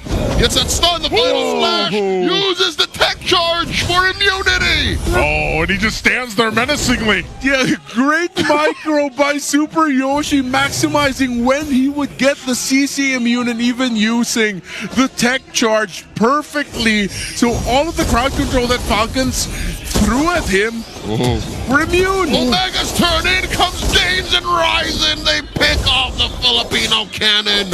And here comes Kyle Teasy and Few looking for sweet revenge. Ryzen, not going to get cornered here. What is this damage that Ryzen already has? You know, 3-0. I knew that we'd see him get off to a good start if he could get an early kill. Now look at this. I mean, he's just basically got a couple items. He didn't even have his first yet. Yeah, that's an HEF. That's a highly efficient Fanny. He's maximizing all of the adrenaline he gets through the cables, and he just shows up like, cable, damage, I'm out of here. Yeah. It's not like the Fanny like before where you can just continuously swing. But again, we were talking about it. The vision the Super Yoshi provides alongside Haji, the crowd control, sets up for Ryzen to just show up when he's needed, deal the damage, and then get out of there. Yeah, that's why I think, too, even for Haji picking up this Jushin, it allows him to just kind of hold down that side. It's not like he has to do too much burst or anything else. Super Yoshi's the one that's providing all this information, so it looks like the idea for Smart Omega is give up these early turtles. We don't really need to contest them. They're going to go for another kill here. They don't get it, though. Bad positioning. They're caught out and they're forced to retreat, reposition. Now it's Super Yoshi versus 3. Hits the tech charge onto them, but now he's gonna get smothered by Falcons. Pops that rock, and here comes the rest of the new Barangay. 3-man choke, left easy Bulls, and Ryzen finds Oakland. 2-for-1 the trade. Almost 2,000 gold up, Smart Omega. I thought the Super Yoshi using the tech charge there was a bit of a waste, but it seems like it just bought the right amount of time. Again, that we measured the strategy. Get vision for Ryzen, get vision for the team, and just let the Fanny clean up. This is an evolution to the Fanny that I did not expect. I thought Fanny was dead in the water because it's like, okay, she can't do what she used to do, but now she changed. She's a little bit more precise with her entries. Okay, James will just go ahead and zone out Team Falcons from this Tier 1 push from Netsky. So Smart Omega will get another turret under the board here. Mid lane going to be the next focus. That's the problem now, too, as we've seen it. Just keep an eye on Super Yoshi where he goes. It's so funny because the previous game it's really been follow James or go with James, and now Super Yoshi's the one being a lot more proactive. And once it gets down to those fights and the objectives later on, because eventually Smart Omega won't be ignoring the turtles, for example. They'll be joining those fights. And the Grok has been such a good synergy with the Fanny. Even earlier on in that fight in the mid lane, just the Rampart alone gives that opportunity to still go ahead and cable on through. So I'm not sure how Team Falcons is going to go in and play against that when it comes to the objectives. That extra wall seems to be so good for Ryzen. So easier for him. So much easier for him to dish out the combo. Oh, Flap? That's a 3-man coalition. It's not enough. They pop Netsky from out of nowhere. Tech charge, full combo. James takes down Flap. Here comes Kyle and Ryzen jumping in. But Coyote Easy ain't gonna budge. They are too chunky. A trade for Netsky and Flap. Falcon wins that one. Wouldn't be nice for Falcons if they had another main damage option. Omega has 2 cores again with anger. Oh, hold on, They're not done.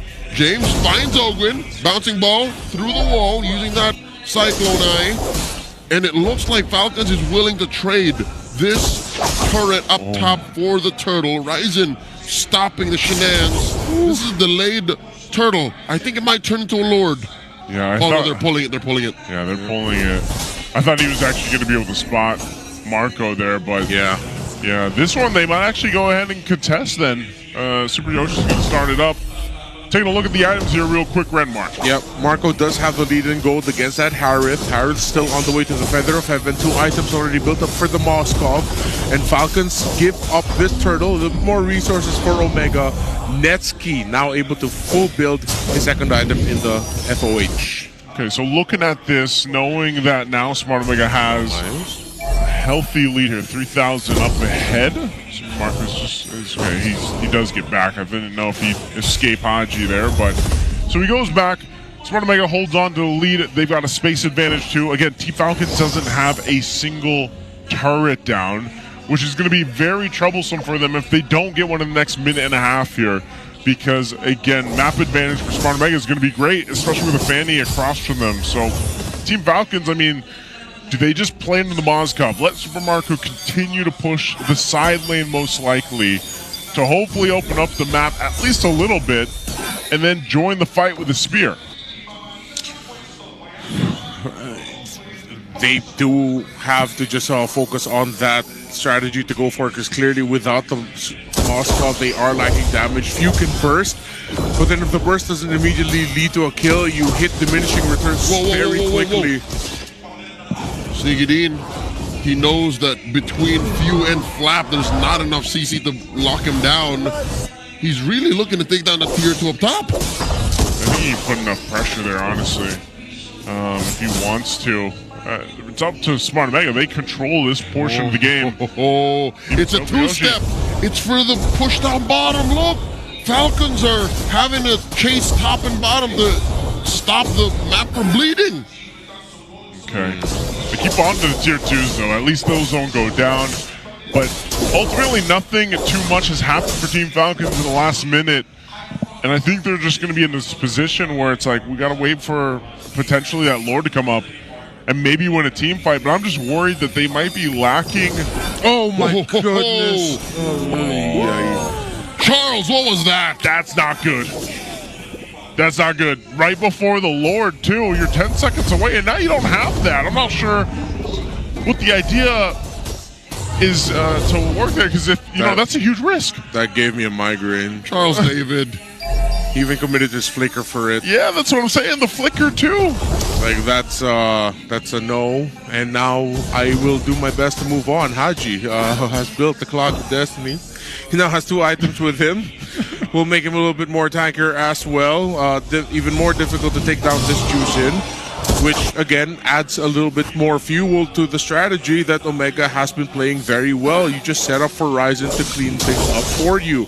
Falcons, it's gonna demand so much execution for them to make it work, so that Marco enters SOD and then you fight it out.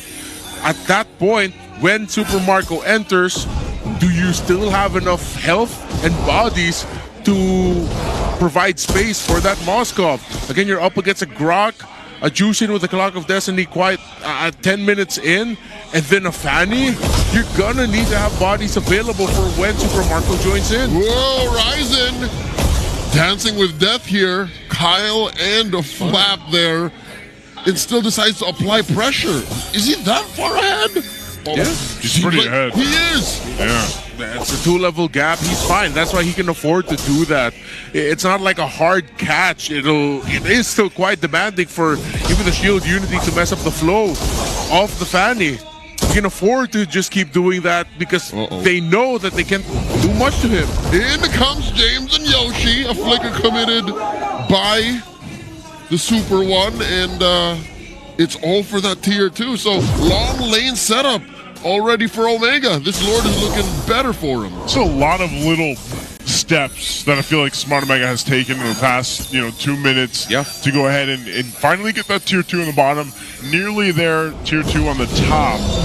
But notice, even with all this, they just haven't gone and decided, all right, let's go take the Lord or set up around here, because they can play around this advantage that they have in this composition. Yeah, you gotta appreciate how they've been playing the map, their timings, where they're supposed to be at the right time. Now with Netsky pushing into the bot, it's Super Yoshi help covering for him, so then they swap it out. James is actually holding the middle alongside Haji, while it's Ryzen on the Fanny opening of the map, so they go for a 2-2-1 split. And then they can just be dynamic with it. They can send 4 members to the Lord, wait for Ryzen to push out the bottom a little bit more if the minion waves aren't quite favorable for Omega there. Or they can just do this. Ryzen puts Few down to 1/3 of his health, pushing back the mid laner from Falcons. And I think this is the go signal for the new Barangay to try. In comes Flap, final slash, knocking him up. And there's the Zaman Force dropped in. Down goes Few. SOD.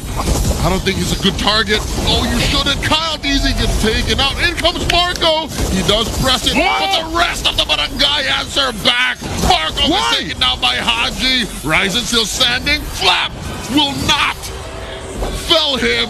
And that's 4 for none, all for the Barangay. Same sentiments, Renmore. I did not expect him to follow through the spear, but he did anyway. And they lost 4 members. Hello, we were just talking about it. If the bodies aren't there for Marco to hold the front line for him, he should not join. He should not fight, and Falcons cannot fight. With the members of Omega being able to bring down the frontliners of Falcons very quickly, that could have just been an instant out. Yeah. Maybe push the mid a little bit more, but the mid did get pushed. Maybe open up the map a little bit more in the bottom to prepare for what is an inevitable Lord push down to the bottom of the map. Him joining there was detrimental. I thought once that he's like, okay, yeah, I can't fight here. But Ogwin decided to enter. He got a big knockup. Marco decided to join CN Poke. The moment he showed his face, Omega knew the job. Omega knew what they needed to do. And with Haji, again, we talked about the Clock of Destiny in his hands. He barely took damage there. Man, and the reason, the way Ryzen survived that too, he didn't even go down. Yeah. Ryzen's been terrific in this game. Again, his timing and decision making has been perfect in game number 2. Oh man, this is a tough one for Team Falcons. They're going to be staring down the Lord push here, bottom side. It's going to go charge on in, and this is a turret for Omega to take. James coming through, pushing forth, leading up the rest of the barangay. Dropping the Zaman Force, Netsky dancing all through. Down goes Few. Coyote easy falls as well. Marco from the back line. Hacks. But Omega have fixated onto the base. Down goes 4 Flap. He's the only one left. Smart Omega, it's just a matter of time. That's a wipeout. A maniac for Netsky. And the barangay takes the sweep. Smart Omega sweeps Team Falcons. Oh man, this is a statement and a victory for the barangay. Omega played this perfectly. The interplay between the Grok, the Juicin, the Fanny together. How go with James, put that on the shirt. Omega, where is it? We've been saying it since last week. Netsky having the Harith, perfect. You couldn't ask for more for what Omega showed to us here this series. And again, let's say it, man. There was some questionable decisions there in that game for sure from Team Falcons. Not all is well in the Falcons' nest. That much is for sure. But again, these are still the best pure athletes in the game. They always will be. I just hope that the next week is enough for them to recalibrate and recover. GG, well played, Team Falcons PH. Again, they take their bow here. Hopefully they go ahead and get some time and some rest.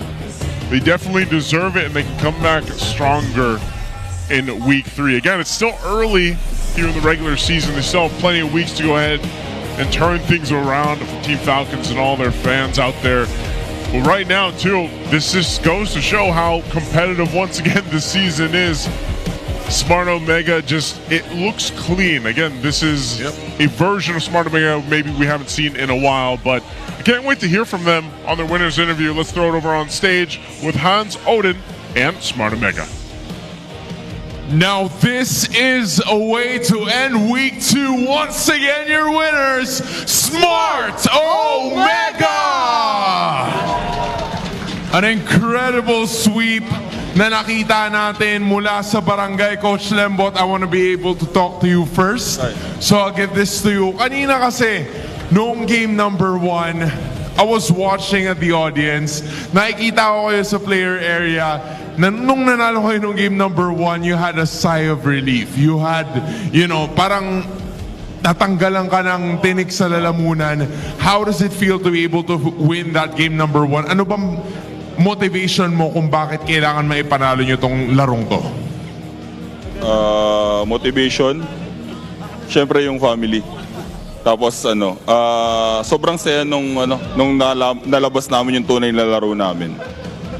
I like it. Nailabas na nila completely kung ano ba talaga ang bagong barangay for Season 16. That's right. I am impressed dahil na-sweep nyo to ngayon. And pumunta muna tayo to someone na matagal na rin talaga nating nakasama, which is Haji.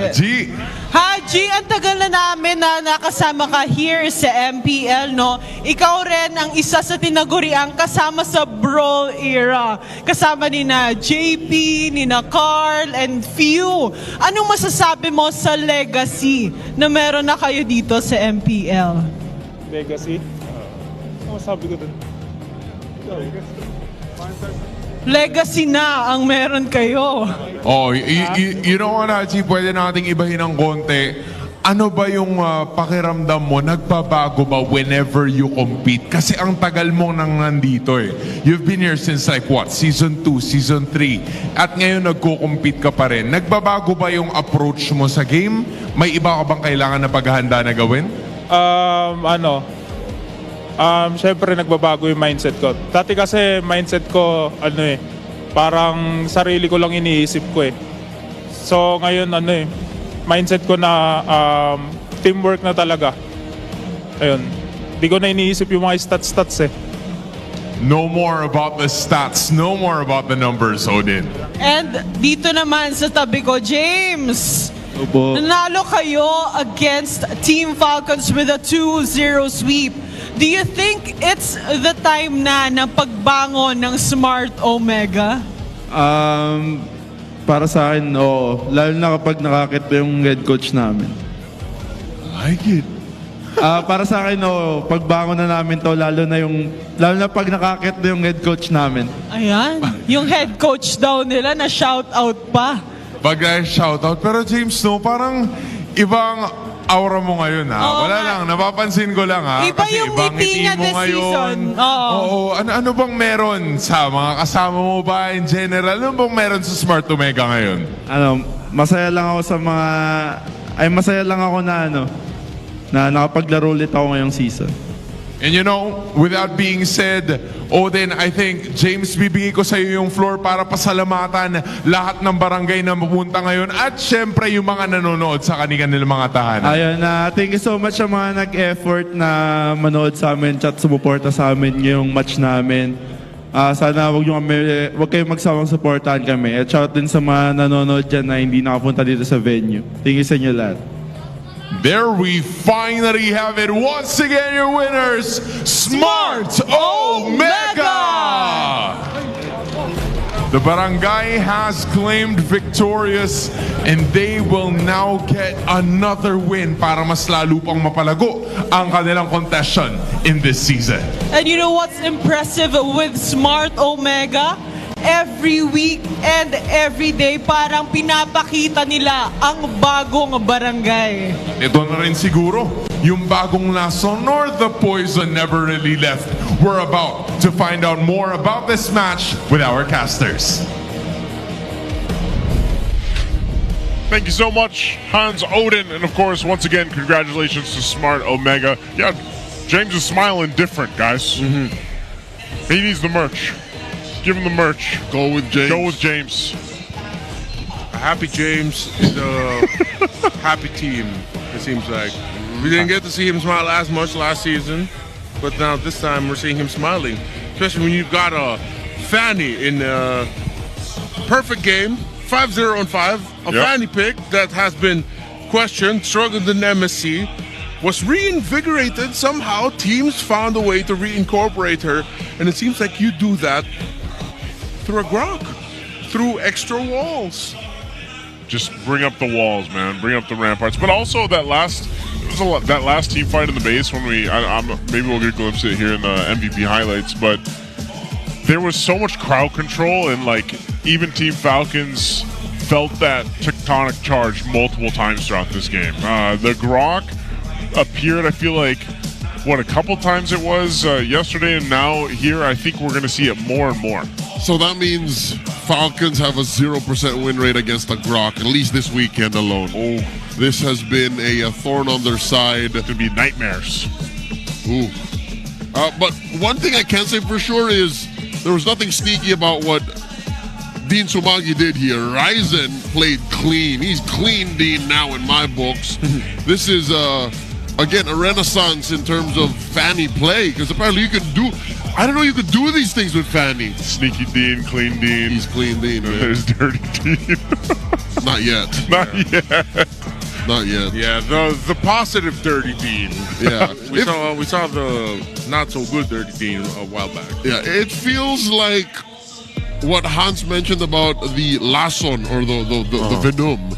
It's not the Venom anymore. They're just playing clean. Yeah. This is textbook fundamentals that OMG are playing with, that even veterans like Falcons are struggling to face. Yeah. Old school OMG was like, whoa, that jank works? How does it work? It's like putting duct tape on something. Yeah, and then it just works. And it works out. It seems okay. I see the vision here for Omega this time around. No, there are just some things you really got. Like, yeah. I remember our interviews that we used to have with Coach Snap on what used to be the Infinix game Tambayan, where he would just really explain, oh no, it's because with this hero and this hero together, you get this, it works out, the good synergy. And that's exactly what we see with the Grok, Juicin, and a Fanny together in the center of the map. It's smart tech Yeah, smart what's check. working for Omega now, and it feels like their strats and their execution is 3D printed. It's just so clean. It's just, that's simple. I didn't know you could do that, and apparently they're doing that now. I feel like they needed this though, man. It's been a rough couple like past seasons for Smart Omega, but especially for this, like you go ahead and you just have this. It's in a way, it's like this hope for Smart Omega that they can continue to even make this better. Again, when they get wins like this, that's obviously going to have a morale effect, I feel like, on them. But I think the main part, we've seen a couple of different variations of their draft, but they execute it really well, like whatever they end up drafting. Now, for Team Falcons, on the other hand, I feel like, we mentioned that with this draft, it's like they have good damage from both the Kagura and the Moskov, but I guess they just got kind of thrown up in the air too much. There was too much happening to try to keep up with what Smart Omega was throwing at them. They have good damage, but they do not have great damage. Omega has great damage just through the Harith, just through your side lanes alone. Even if you cover your mid lane picks, Lapu-Lapu and Harith already provide great damage. Yeah. You saw there right in the end, even though Marco had a lead over the Harith, it felt like he didn't have a lead over the Harith. It felt like he didn't get to the key items before him. Yes, naturally, the Harith does just have the pure raw damage advantage against the Moskov, but the way that you cover that is you help facilitate the Moskov with damage in other parts of the map, so it isn't just the Moskov dealing the damage. And I think that's what put Falcons in this specific position. Their decision-making suffered because of the whole paradox of, so we need to do this so that Marco can do this, and then when it's Marco's turn to make these big-ticket calls, it doesn't happen. No, that last fight happened where he jumped in where he shouldn't have. It's tough to see. Again, Team Falcons, a team that a lot of people they're still the Titans. And hopefully they can figure something out leading into week 3. Now, before that, we're going to have to go ahead and let you guys know, if you want to be featured on the next MPL Philippines Superfan of the Month, all you have to do is join the MPL Philippines official group, engage with the community, and just keep those interactions positive. Share with us some great insight, maybe stuff that we wouldn't know about. As long as it's MPL related news and updates, put it in the group for your chance to be named as the MPL PH Superfan of the Month.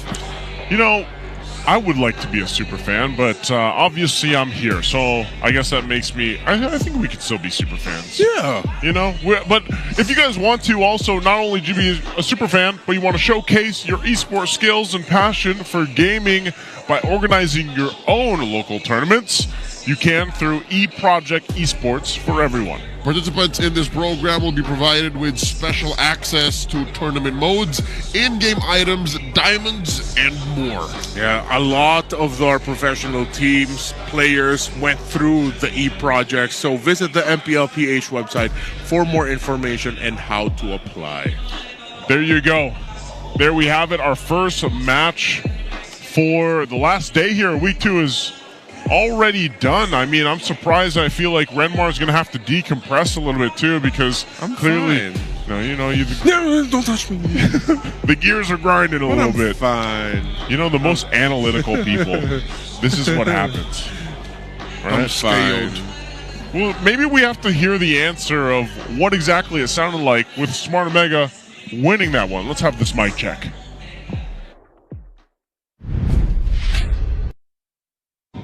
Game mabubuhat ko. Nice one. Nice one, boy. Play Let nyo lang. Naka-imbig ko, bra. Trigger na. Hero na natin. Ay, naka-imbig ko. Buhay pa ako. Hero natin. Subat na. Ito, back siya. Walang pre, gulong. Yung walang palap. Kalma. Walang trigger. Moskov nga. Patay. Sa kanya. Alot boy. Walang trigger, alot boy. Please, tapasoy ka na. Subak siya. Pre, pero back siya nga. Hawi na. Ingat ah. Di boy ako pre. Boy din ako. Tingin niya. Back siya. Moskov na sa likod ah. Ako harap. Start ka Moskov. Hero lang. Just caught the tail end of the caught the tail end of that. Yeah. That was probably, at least for me, the most calm and clean comms I've heard so far. Yeah. What I like about it is that the comms did not fully translate what was happening because there's so much happening, but the comms are just like, you want this guy? Baksha. Just go back. And even then, the moment where Super Marco entered, I think it was James or someone was calling, there's going to be no follow-up here. Oh, look, the Moskov came in. Take the Moskov out. And knowing these gentlemen, knowing them on a personal level, they're very tame. They're very disciplined versions of them when they're in game. Yeah. Again, congratulations to Smart Omega. This is exactly what I feel like they needed, and Team Falcons, and they're the nest out there.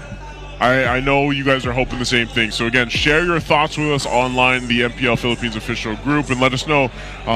But again, keep it positive, guys, because again, these players, they feel it too. We saw the quote on the struggles that they've had so far this week, and I don't know, maybe we'll see a little bit of a change-up. Who knows for Team Falcons going into week 3, but nonetheless, they still have that veterancy. We've talked about the eras for these players, and they can go ahead and adjust quickly on the fly, I'm sure. So, and for Smart Omega, they continue to go ahead and improve and get the wins here. So that's match 1. Like I said, for us, the We Bear Bros, it's been amazing to see.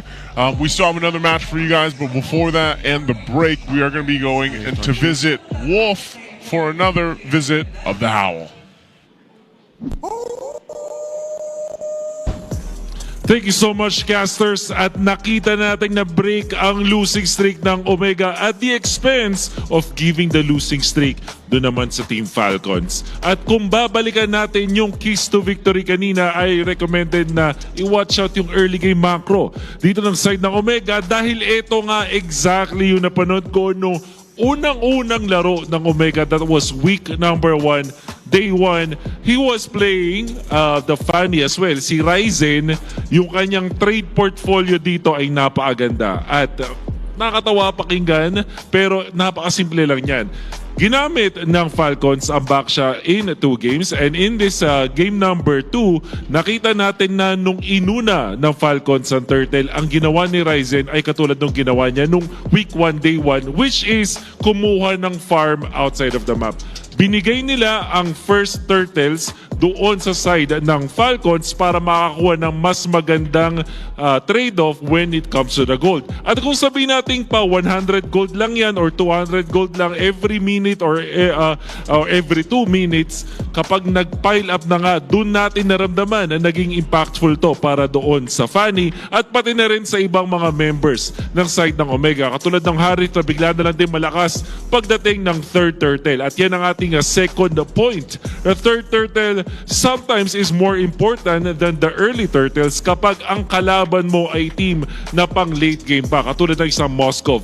Dahil pagdating ng third Turtle, magkakaroon kayo ng malaking power spike. Kung nakapag-farm ang isang Fanny at yung Harith na standard lang din ng farm, makakuha sila ng pakonti-konti kills all over, add that all up at hindi makakahinga ang mga kalaban mo. That's exactly what happened with Team Falcons, and unfortunately, they will end this week with a loss. Para naman sa Omega, napakagandang pagkaka-recover mula sa kanila, and let's watch out for more from them. But that has been the first series. Ang susunod nating matutunghayan, it's gonna be MPL PH na may losing streak din. Tingnan natin kung makakabawi sila. At Twisted Minds naman na hindi akalain ng lahat pero sila ang nasa top. Can they continue the magic? Can they continue this winning streak? Abangan natin yan. Huwag po kayong alis. Magbabalik ang MPL PH Season 16.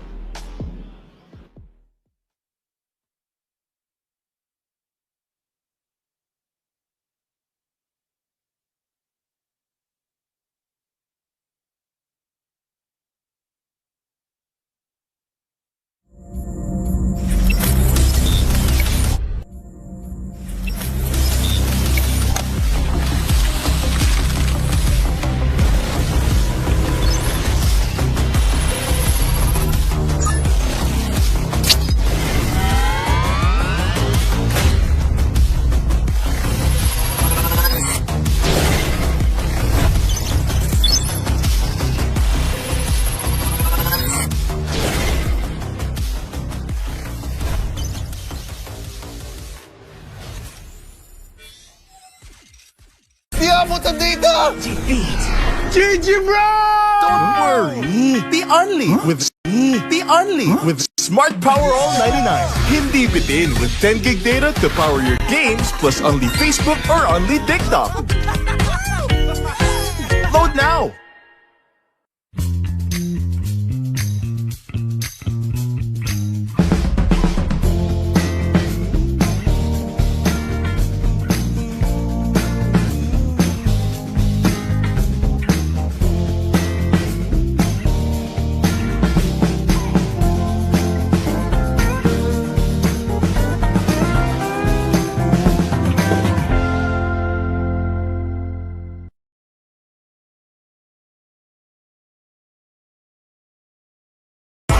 Enemy alert. Your scalp gets 1.5 times greasier, causing dandruff. Get triple anti-dandruff power. Supercharged with Clear. Pang-marinade! Pang-gisa!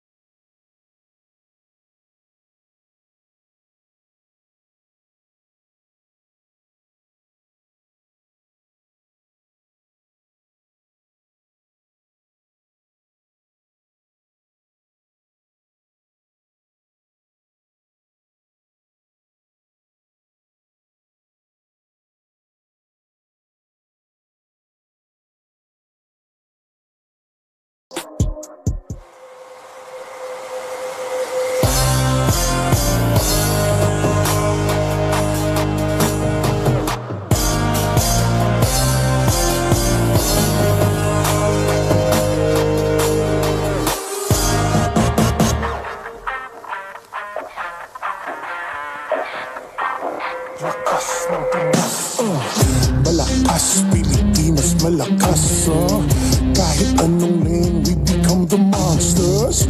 Malakas, Pilipinas, malakas, face the golden sun and repping for the 3 stars. Get us to the top, no ifs, no buts, winning any game para to sa PIN, yes. Matitinag aming boses sa new level. Nasa kalye man o mobile, you know I become a legend. Listen, open fire, we cannot be winners, but with pressure, like diamonds are made of. Switching the lane na parang gera, HP racing made a setup. Kakatang buhat ni Hilda, full dome SS parang Laila. Susundan ko ang iyong wakas, kasama pataas, tagumpay natin to dahil tayo'y malakas para sa Pinas. Nasa amin ang alas, hindi to atas, kinikilala sa taas kasi kami ang malakas para sa Pinas.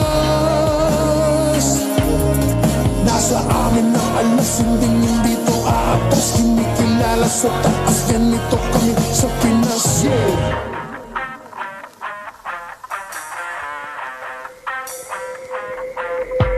Laging MLBB, no surrender, no retreat. Pag nagsama-sama, just imagine what we can achieve. Laging MLBB, no surrender, no retreat. Giving 100 on my all, cause we just cannot be defeated. We are unstoppable, immune and invulnerable. Ready ang equipment, lahat frozen, mala, crowd control. Pakita on the jab, east to the southeast. Taas ang matawag, proud and loud, cause every enemy we devour.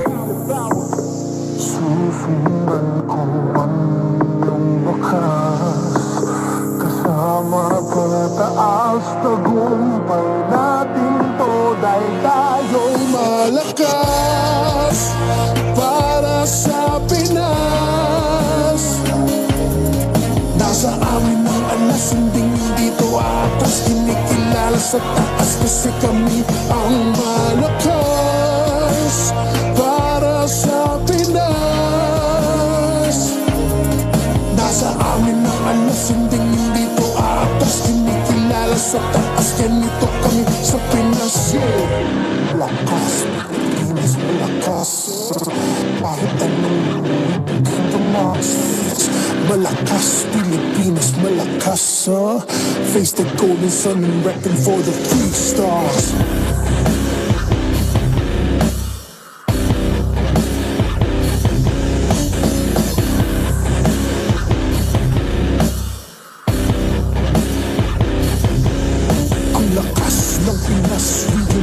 We the stars, ang lakas ng Pinas. Reunite, we the stars, ang lakas ng Pinas. Reunite, we the stars, ang lakas ng Pinas. We the stars.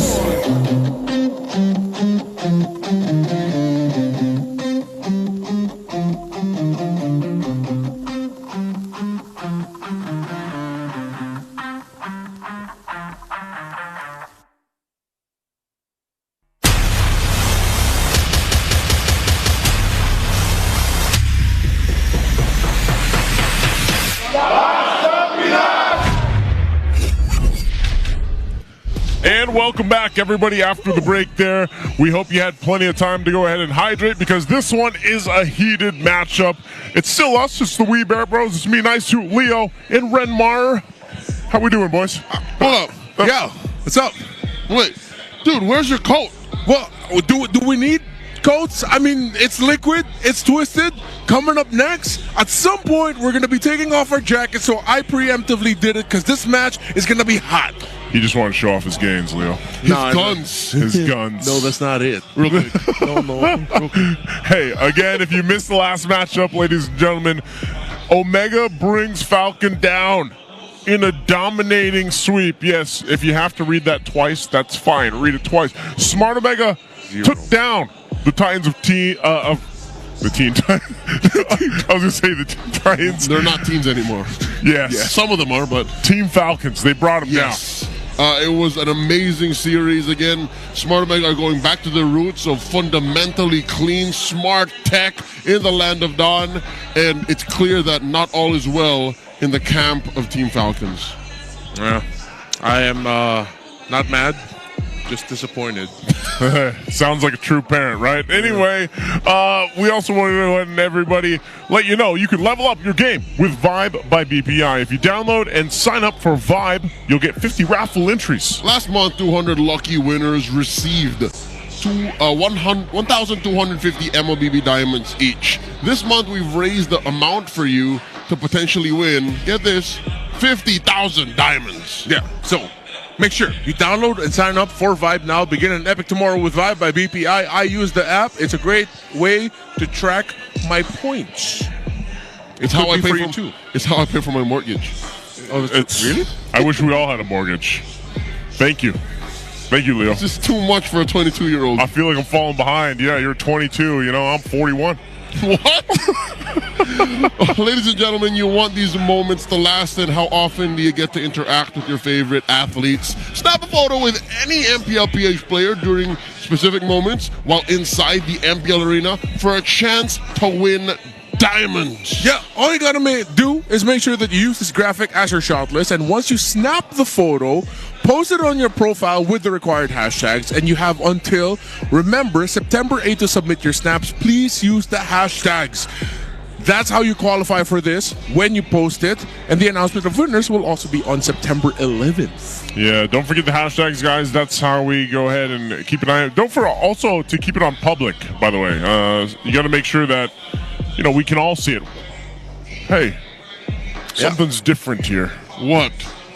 Oh, no, I think no, something's missing. Yeah, I did. He lost weight. Actually, I did. This is also same but different. If you guys want to come watch with us here in the MPL Philippines Arena, you can all buy tickets right now if you head on over to the official website, mplph.com, and there's a slash there and a forward tickets to go ahead and grab a ticket now, because some of the matches are selling out fast. And I'm still surprised we have this many people in the MPL Philippines Arena, given the weather conditions. Yes. Because if it was me, I'd have to swim here, guys. Probably in the past couple days. Oh, man, I don't know how we've come to this. One of the most must-watch matches in Season 16, and just 2 weeks in is Team Liquid Philippines, the defending champions of the league, going up against Twisted Minds. A majority of this lineup made up of MDL Season 5 champions. Yeah, this match has me wet with perspiration and the excitement I have for it. Same. You know? Yeah, get him that tissue. Thank you very much. There it is. That's called teamwork right there. But yes, these are the MPL champions versus the MDL champions who were acquired by Twisted Minds. This can basically be considered one of the biggest tests for Twisted Minds. The MDL rookies going against TLPH because they've already shocked a lot of us, honestly, coming into this. I didn't even think we would be saying this early in the first half, saying one of the biggest matchups that we have here for MPL Philippines is Twisted Minds versus TLPH. You know what? In the absence of Brigida, one might say I'm the Liquid Girly. Yes. You're the real Liquid Girly, but I'm a big fan of the Cavalry. But now that we've seen what Twisted Minds is capable of with no signs of slowing down, I'm sweating for the defending champions. I'm wondering what's going to happen. Again, this is a best of 3 for the first time in Season 16. Yeah.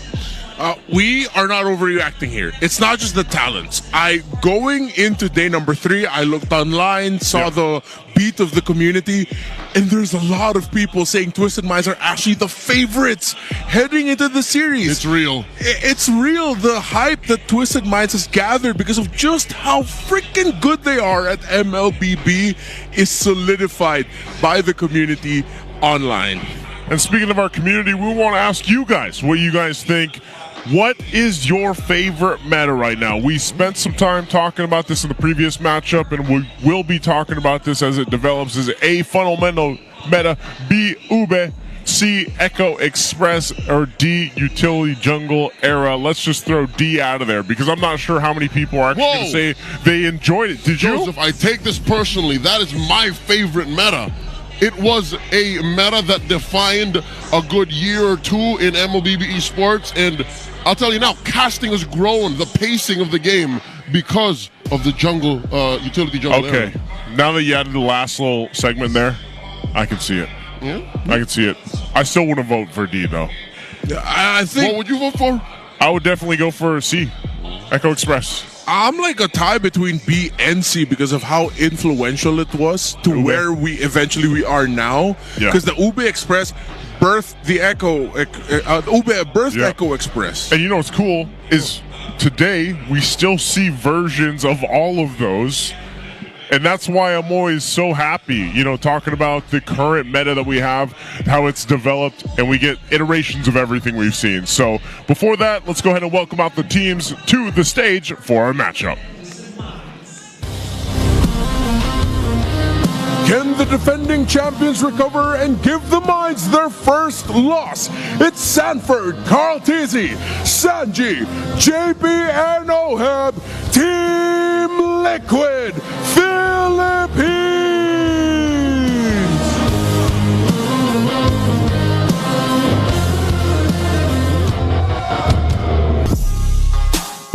In their way is a team that stands undefeated so far. Lansu, Sean, Kaloy, Nosha, and MP the King, Twisted Minds.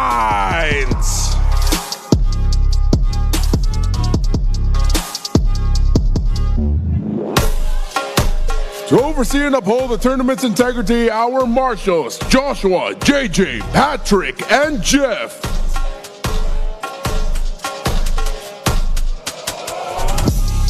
And the coaches for the two teams, Coach RC and Coach Esson.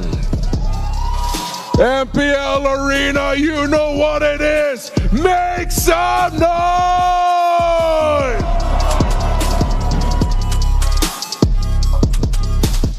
Here we go, the drums are out, and as the Liquid Girly, as you explained yourself, Leo, take us through the lineup here. You know what, let me rephrase. As a loyal member of the Cavalry, there it is. People often ask, where is Liquid? Or when is Liquid playing? No one's asking, how is Liquid? And here, going into this matchup, I'd say they're not out of the woods just quite yet. Sure, they've started to go back to their winning ways, but it's clear that they don't have a grasp on the metagame as much as they have in MSC. In MSC, they were unstoppable. Now I'm wondering what's bothering Coach RC. What is in the minds of our defending champions? Speaking of the minds, let's go ahead and twist it a little bit further as we take a look at the lineup here for Twisted Minds.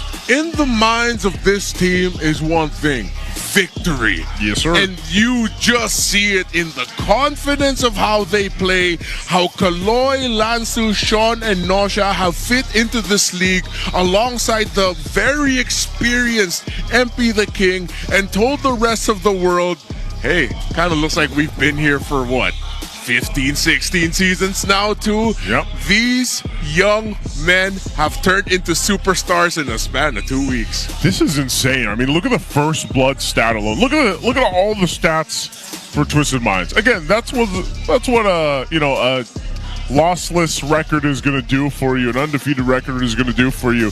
They are just doing so much. Plus, the hero pool is pretty impressive. I mean, even for TLPH, they've brought out one more than Twisted Minds, but I feel like even in seasons past when Twisted Minds came to the forefront here, we always looked at them as the team to go ahead and test the bounds of the draft, test the bounds of the meta, and so far they've been able to do that and make things work, and I think that's what the beauty is. It's the perfect storm. You give Coach Eson and Coach Bonchan tabula rasa, just 4 rookies who have infinite mechanics and game IQ, not to mention a connection, and then you put MP the King in the middle of that masterpiece, and you've got a magnum opus in the works. You've got that, and it's proved to work really well for them now. Again, you know, after this, we're going to continue to see it, because this could be a huge thing for Twisted Minds moving forward if they're able to get the win here. But before that, we're going to go ahead and throw it over to our smart ping test to see how our players prepare for the match. Ingat pre mga ano yan pre undefeated. Basta pre, wag lang natin maliitin. Wag natin maliitin ang mga to pre, MDL chocks to pre. Focusan lang, focusan. Hello guys! Ready na ba yung mic check natin dyan guys? Papasok na dito yung ano ko, buong pamilya ko guys. Kasi ano na it's TLPH time na guys ang pinaka-bangal na motivation lang pre. Feel ko kaya naman manalo kasi manonood yung buong motivation ko eh. Hello? Ay, naka-checkpoint pala ako guys. Sorry, di ako masyado nagsasalita. Naka-focus kasi ako ngayon eh. Baka kasi bugbugin ako ni Oed eh. May trauma pa ako kay Oed kasi nung sibol ginawawa niya ako eh. Kaya di talaga natin siyang focusan guys. Hindi biro ang Idol Oed natin. Idol Oed, kung maririnig mo man ito mamaya, sana pagbigyan mo ako kahit ano lang. 1 win. Masaya na ako sa 1 win. Makaisa lang. Guys, si Oeb ang sinasamba ko guys.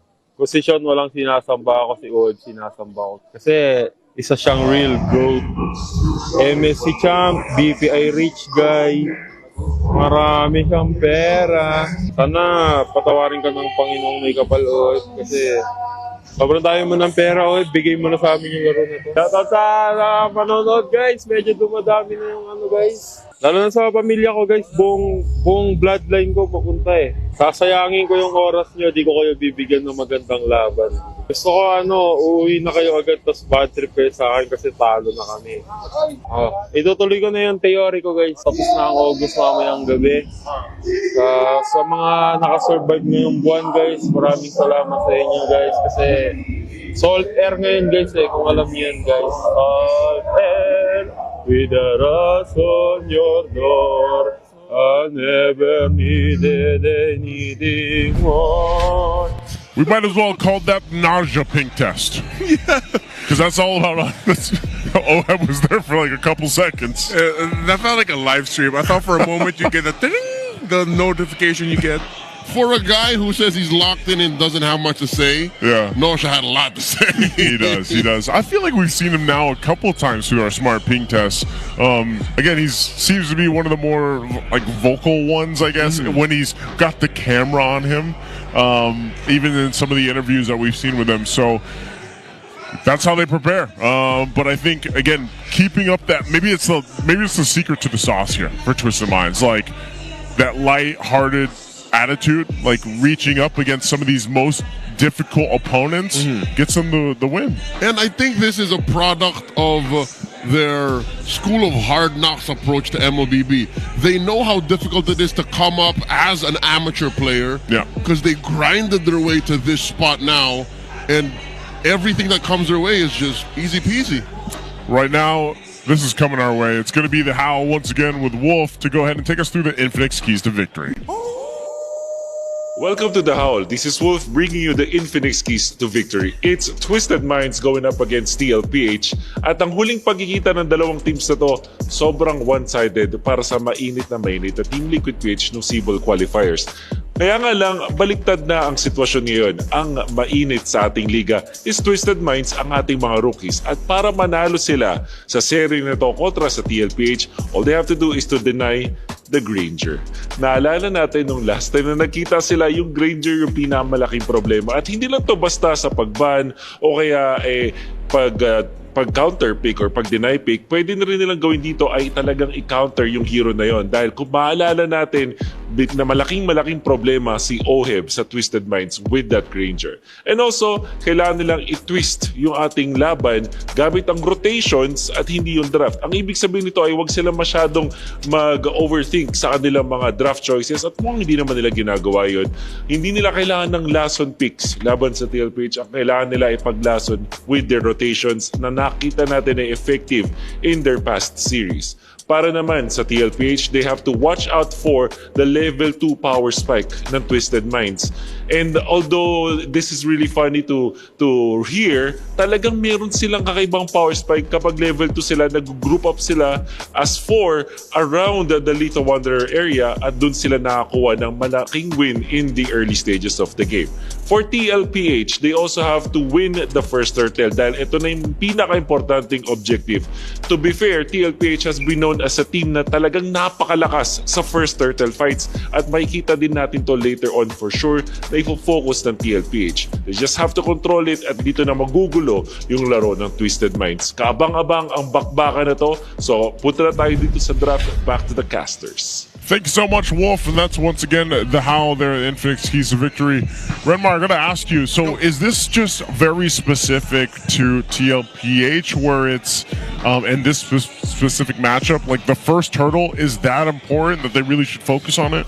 Yeah, it seems like the common theme is you're really going to have to respect what Twisted Mind brings to the table in terms of their aggression and their rotations. So we've already heard from Coach Bonchan throughout the multiple eras of our league, how he puts a lot of importance in the first and second turtle fights, not just within that little bubble, but how the side laners are moving around the first and second turtle. So it really goes to show just how much Twisted Minds have honed in on that importance, how they've gotten success through that, and why Team Liquid needs to respect it.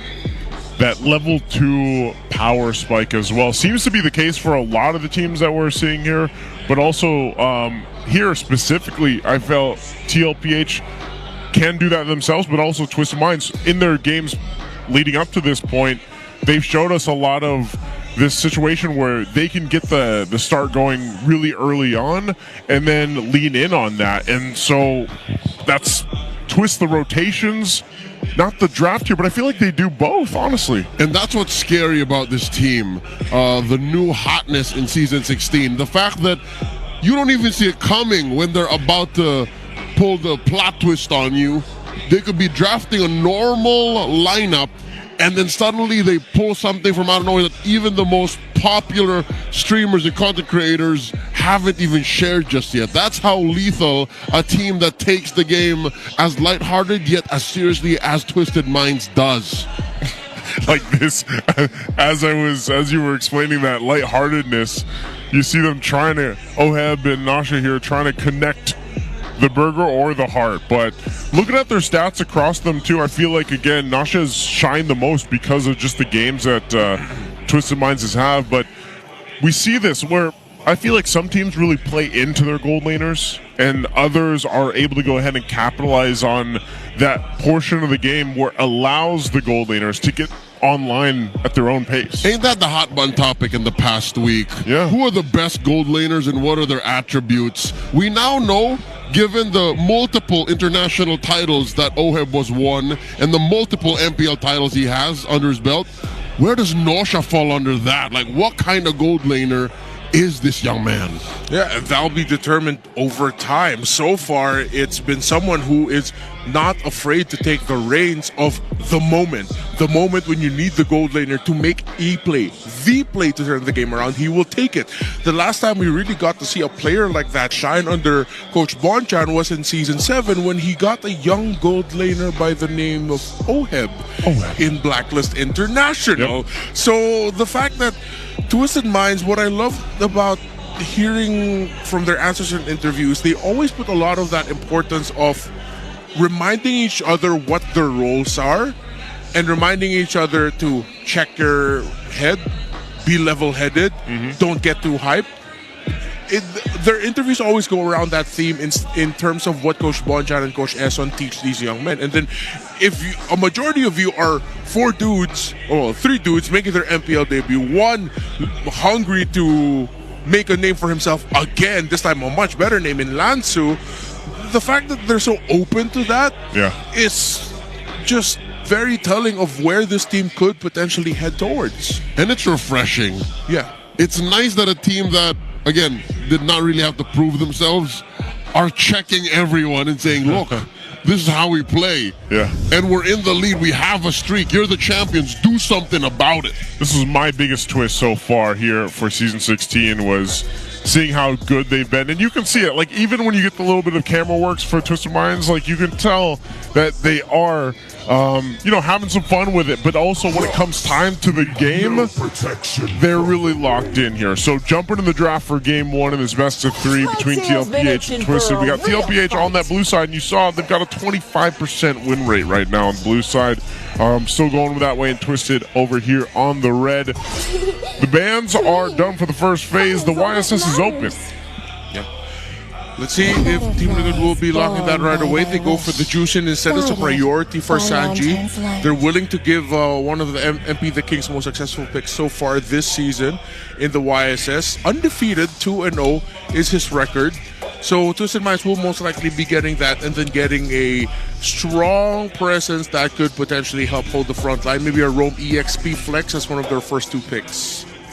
Okay. Rome XP...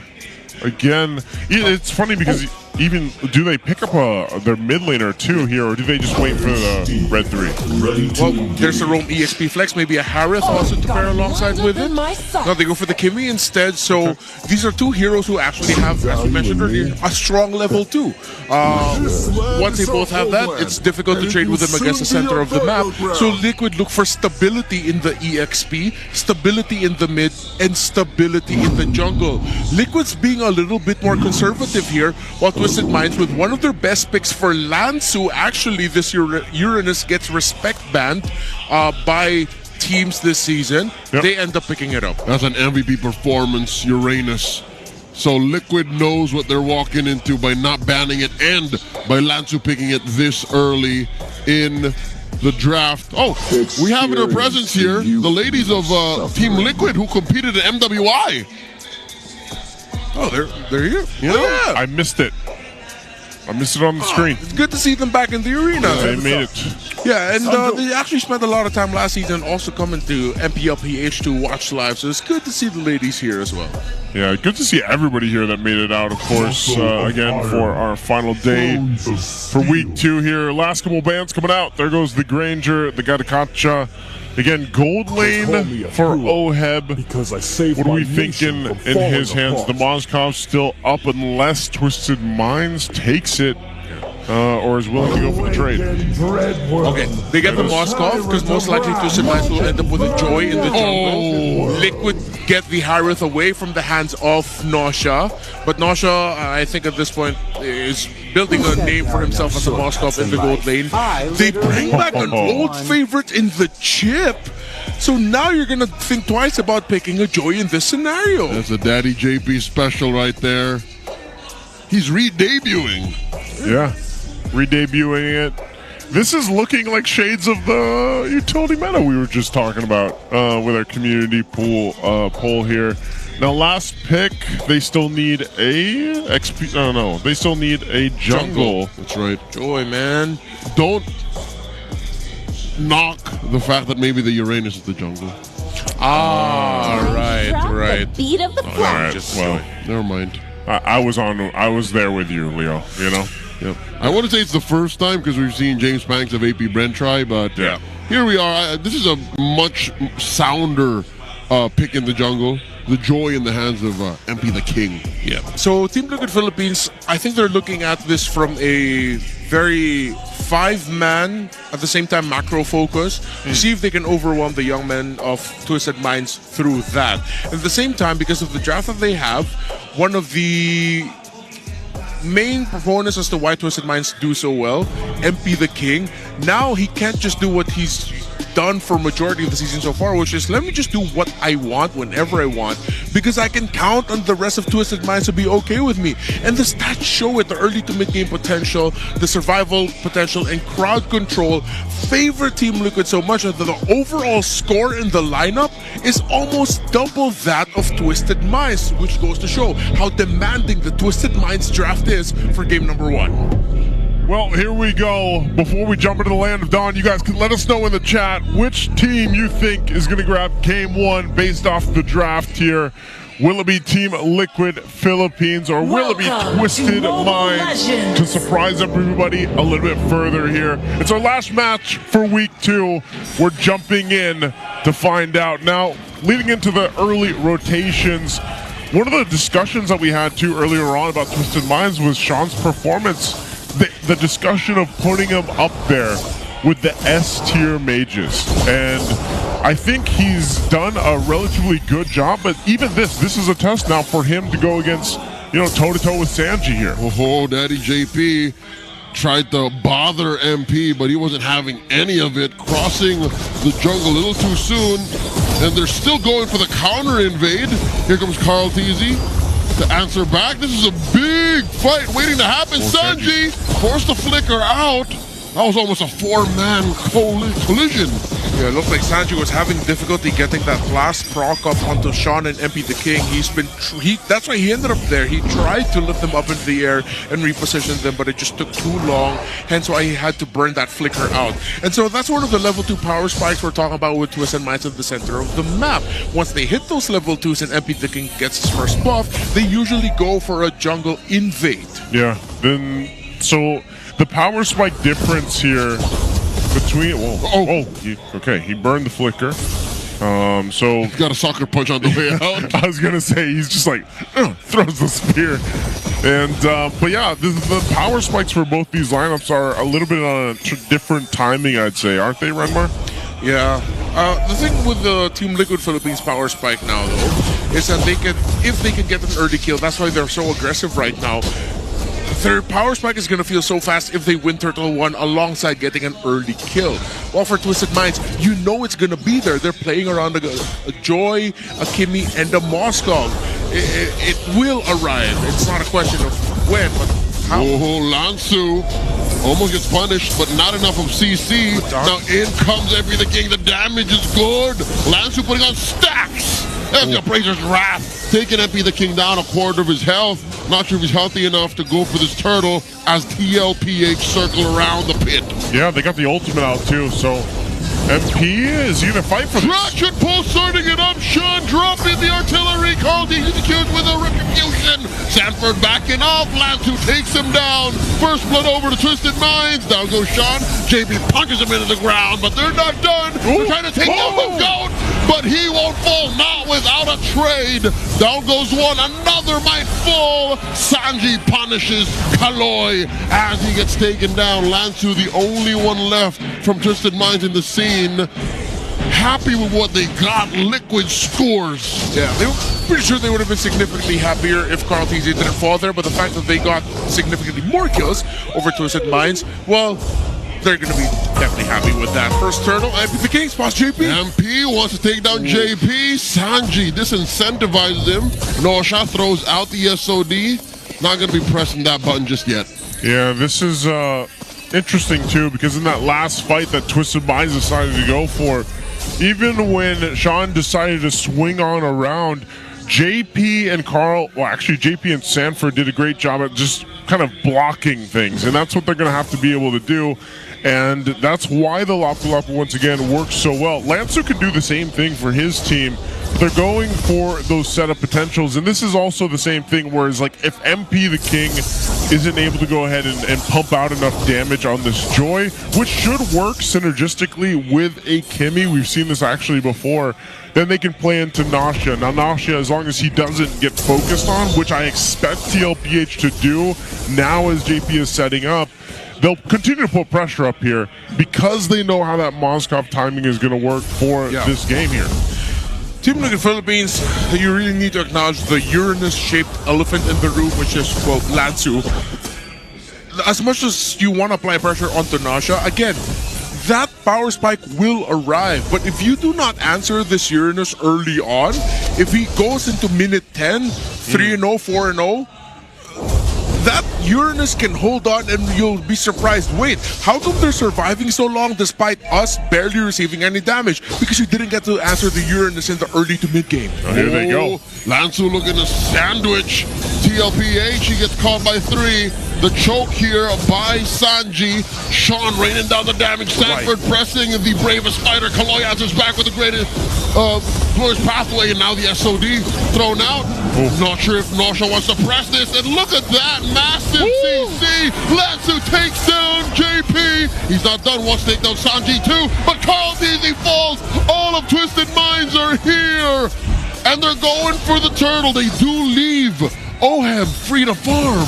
Just like Renmar said, if Lansu is not controlled, they're going to have to deal with that. Now he's sitting at 4-0. Yeah, it also makes sense though. Twisted Minds had the 5 versus 4 advantage. Oheb could not have joined that. If he did, I would have been just as mad as when Super Marco used his SOD earlier. And he came with an invade with the rest of Twisted Minds.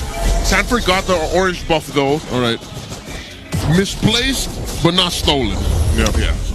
Okay, so the map still opens up for Team Liquid, and that means Oheb is free to farm, as Twisted Minds puts a lot of focus into the second turtle of the game. Expect them to be very aggressive to take control of the third, and then translate that into a push into the middle turret, or just an even bigger lead so that they don't even lose footing for the First Lord. That has been a Coach Bonchan and Coach Eson staple for all these years in MPL PH. Oh, they want to fight again here, it looks like. Whoa. How often does it happen that it's MP the King, the Joy, who starts it up, gets choked up by Sanji, takes him down, the summon force used to keep Kaloy down. In comes Lansu, not might be the best entry. Definitely a liquid win. Yeah, I don't think that's I guess the timing, you know, MP the King jumping on done with him. Goes in for the Crimson Beacon, not enough stacks to choke Lansu out. Twisted Minds put in defensive position. Yeah, I just want to say this is what we were talking about earlier. Because of the lineup that Team Liquid Philippines fielded, the MP the King standard so far this season of, okay, let me just go and do whatever I want because I have backup with me. It's so much riskier now as a Joy. You slip up, just, that was like what? Maybe 2 squares worth of distance in like MLBB math, and he got punished that easily? Units. MLBB geometry. Yes. You know, and they're going to hold it down in the mid lane.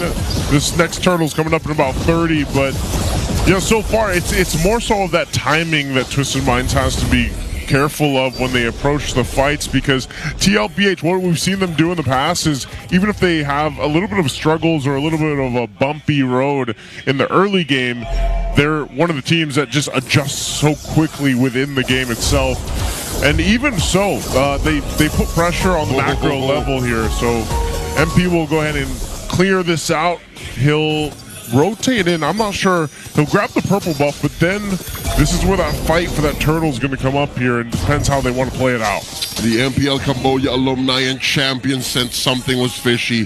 He knew that Daddy JP was hanging around the corner. Wild Walk sends over the MPL PH veteran down bottom, JP with a conceal, looking for an angle. Kaloy dropping the glorious pathway.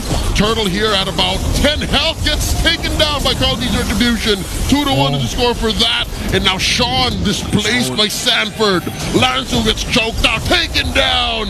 Daddy JP punches him into the ground. So this is what we were talking about. 5-man macro, micro play by Team Liquid Philippines, and the veterancy is what's coming through. Despite how technically and mechanically sound you are, Twisted Minds, those little tricks up the sleeve of Team Liquid Philippines, especially the timing of Sanford to push Sean all the way back, messed up the timing of Twisted Minds team fight. That's exactly what I had my eyes on too. Sanford did a great job of doing that, but then even if they went for that fight, TLPH, it's so sound, the way that they're approaching the objectives, the way that their positioning is, and it's kind of hard for Twisted Minds in a way to adjust to that. And Twisted Minds have to stretch and put themselves in weird positions to even answer for the possibility of JP's entrance.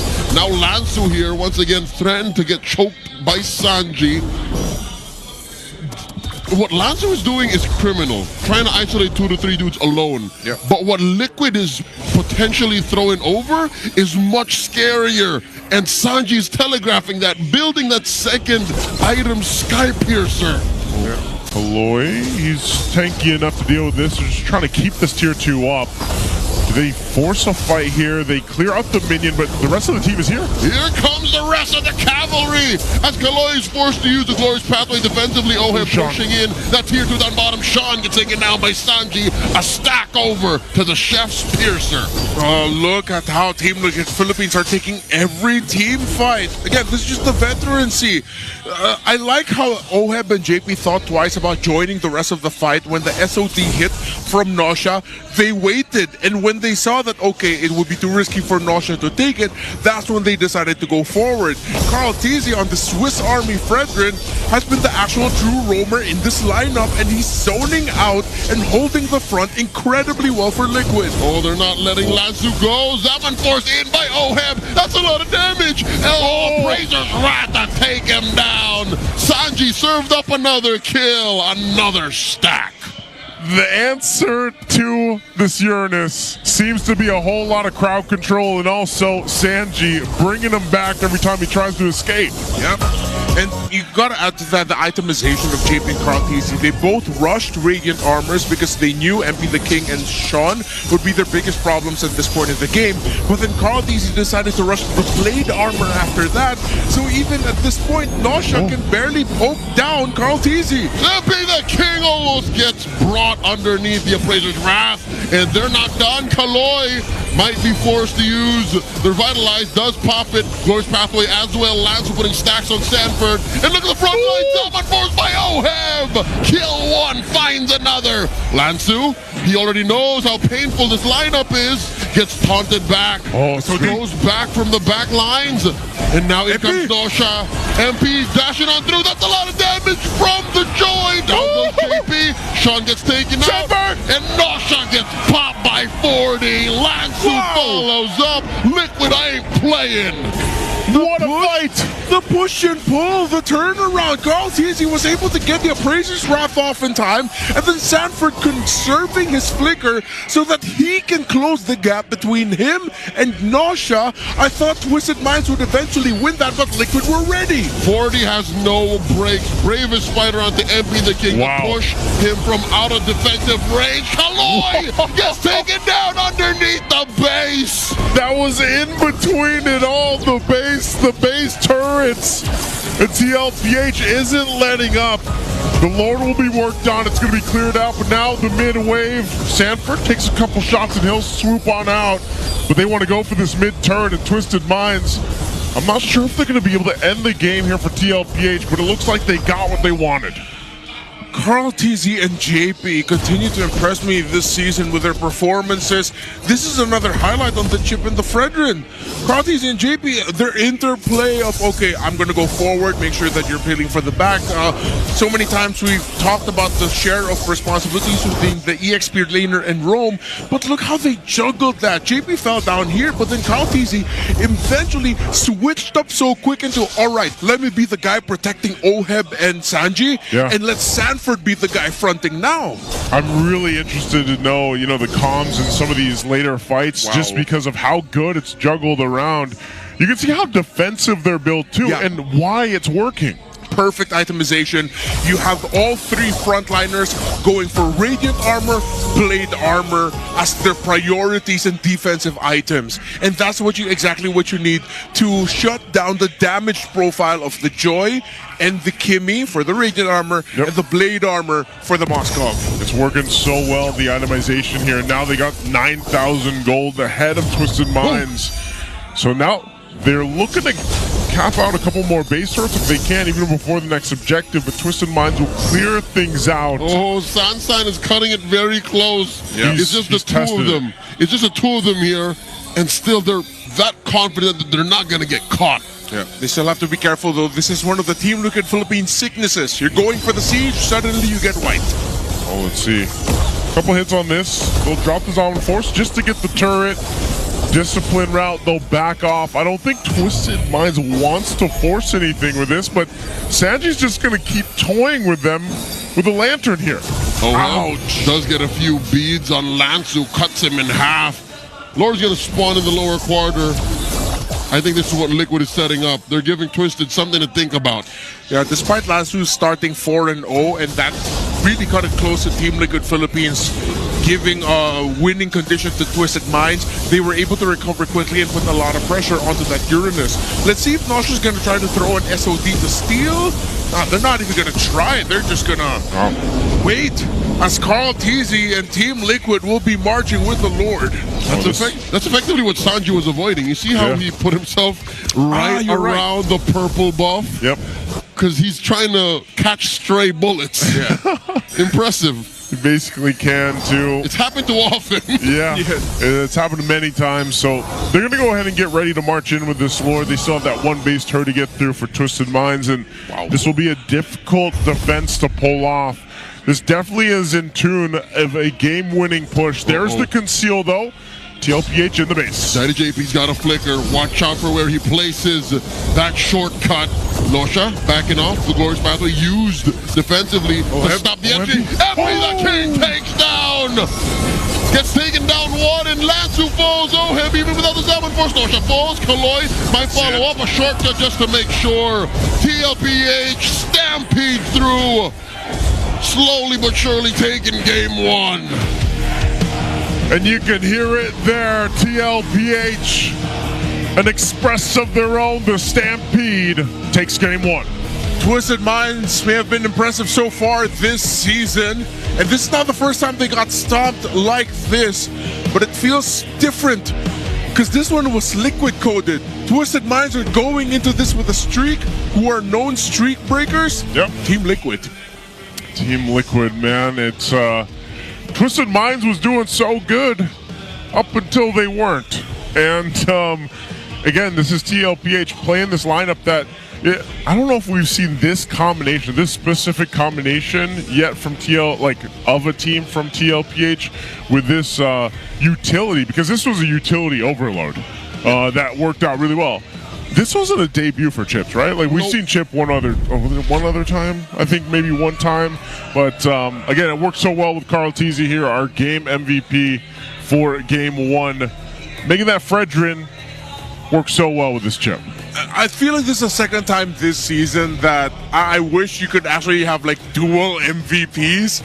Because Carl Tizzy and JP played this perfectly.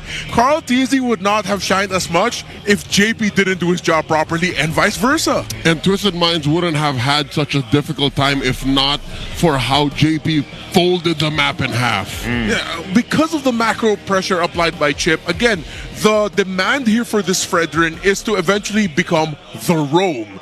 And then, once the team fights break through and JP crumbles, then now suddenly you're talking to Sanford. Sanford, can you go forward? I need to stay back and help protect my backline.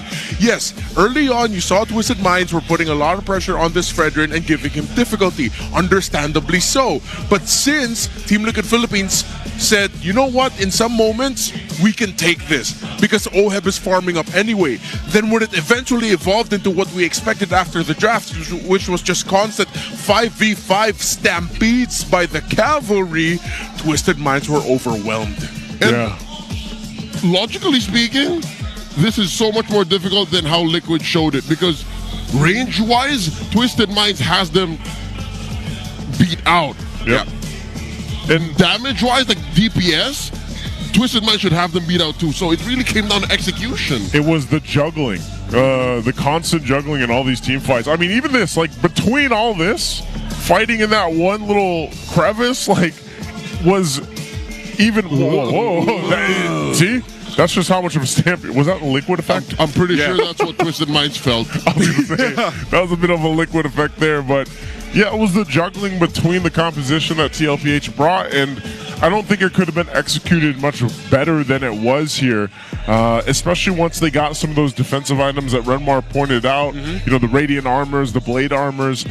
They were ready to go and extend these team fights out and juggle between whether it was Carl Teasy or JP and then Sanford. Sanford, for a portion of the game, was just to go ahead and put pressure on Sean so that he wasn't able to actually join a lot of the fights. Yeah, and this isn't a super unique thing. It's almost always one of the main selections, but I think here especially, you get to see the importance of putting a tenacity on the Juicin with the basic common emblem, and then of course going for the Brave Smite, because that little bit more survivability allows you to constantly be more of a presence, annoying presence that Twisted Minds has to try and withstand, with the crowd controls and the little bits of damage eventually piling up into huge return on investments for TLPH. Yeah, even looking at this again, it was just one of those situations where you think Twisted Minds has a lot better of a time to put map pressure on, especially with like a Moskov, for example, or even what MP the King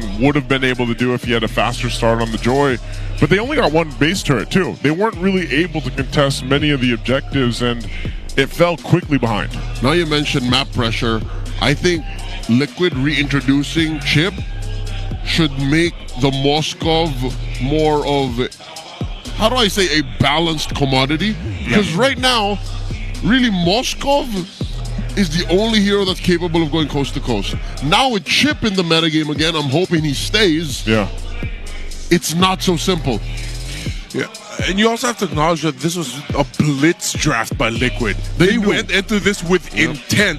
We are gonna lock in the Chip. If we see this are the pieces that Twisted Minds end up with, if they end up with the Moskov, we already have the Fredrid, we'll close out with the Harathon Chip.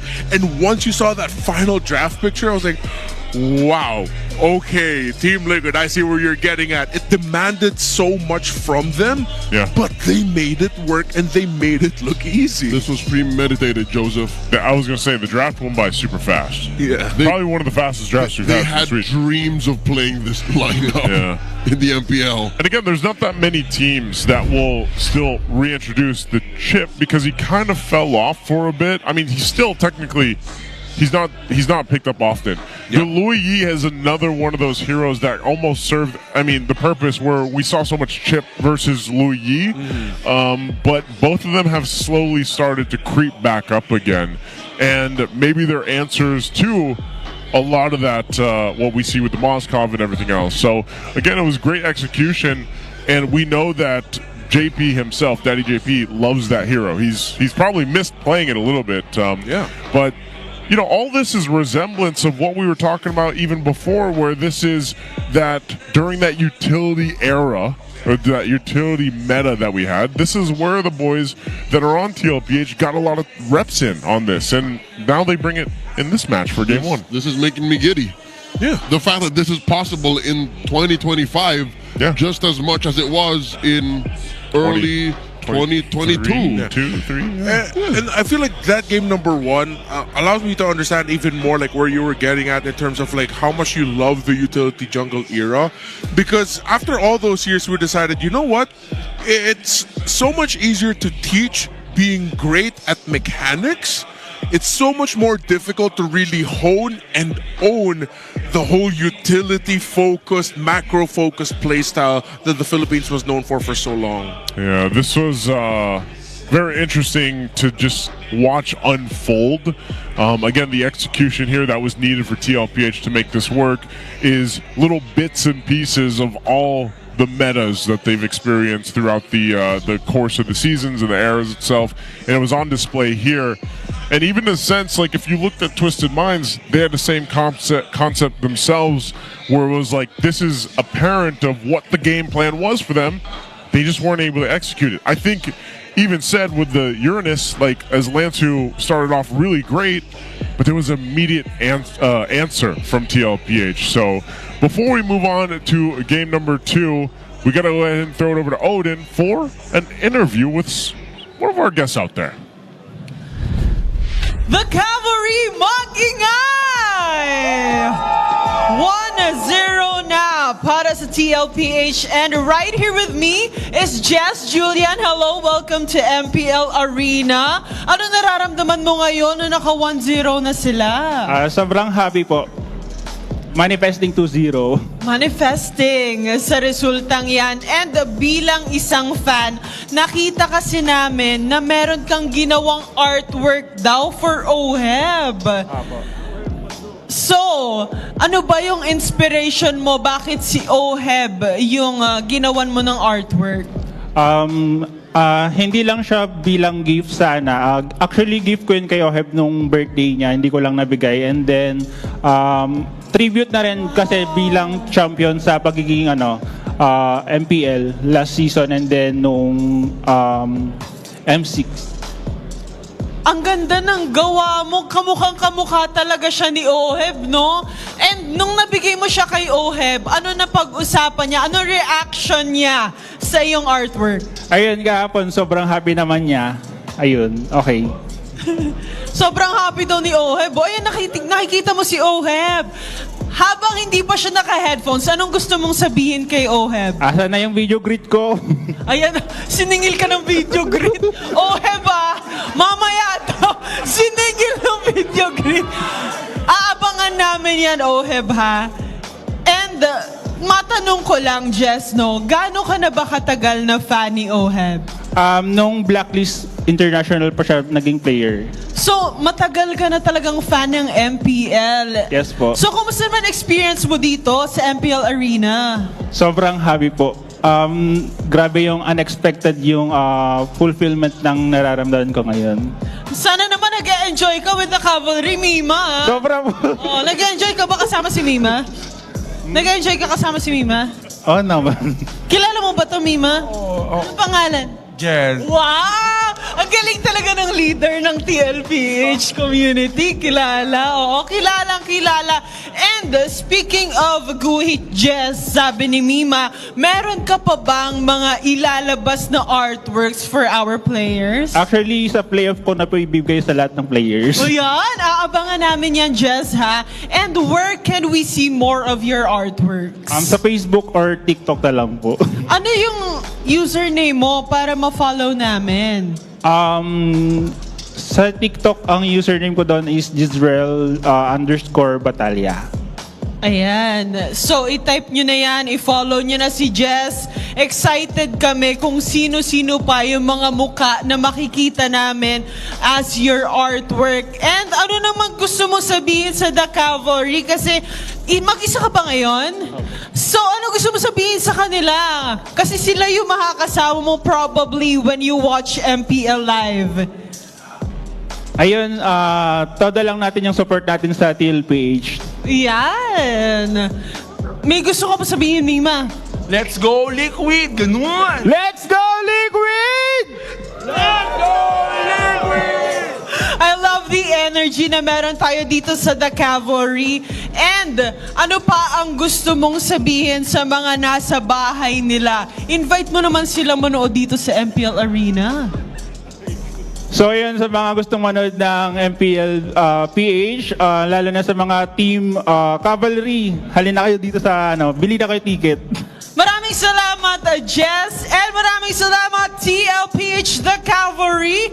We are excited to see kung ano pa nga bang may papakita at may papalag din ng Twisted Minds against TLPH. And with that, balik na muna tayo sa ating mga casters.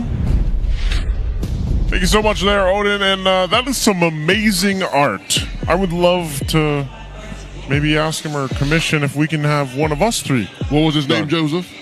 Yeah. Jazz. I knew it was like jazz, but I was trying to like listen, but I was listening to me. That's what Mima Dar said. Yeah, I was listening to Mima. That was your best Channing Tatum impression ever.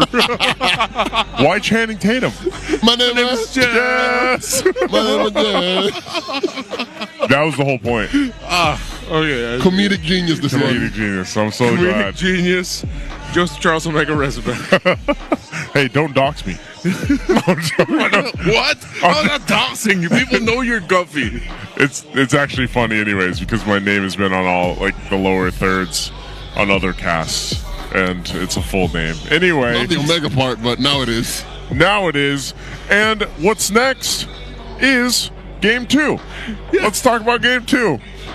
The problem is it's not even like a draft thing for Twisted Minds. You can't blame them, but then how Liquid have prepared for this is crazy. They have done their homework. They have respected Twisted Minds and what they bring to the table. And it seems like that game number 1 was a premeditated draft prepared 4 weeks ago, even before the season started. That's how it feels like. It's like they just knew. It's like they just knew exactly.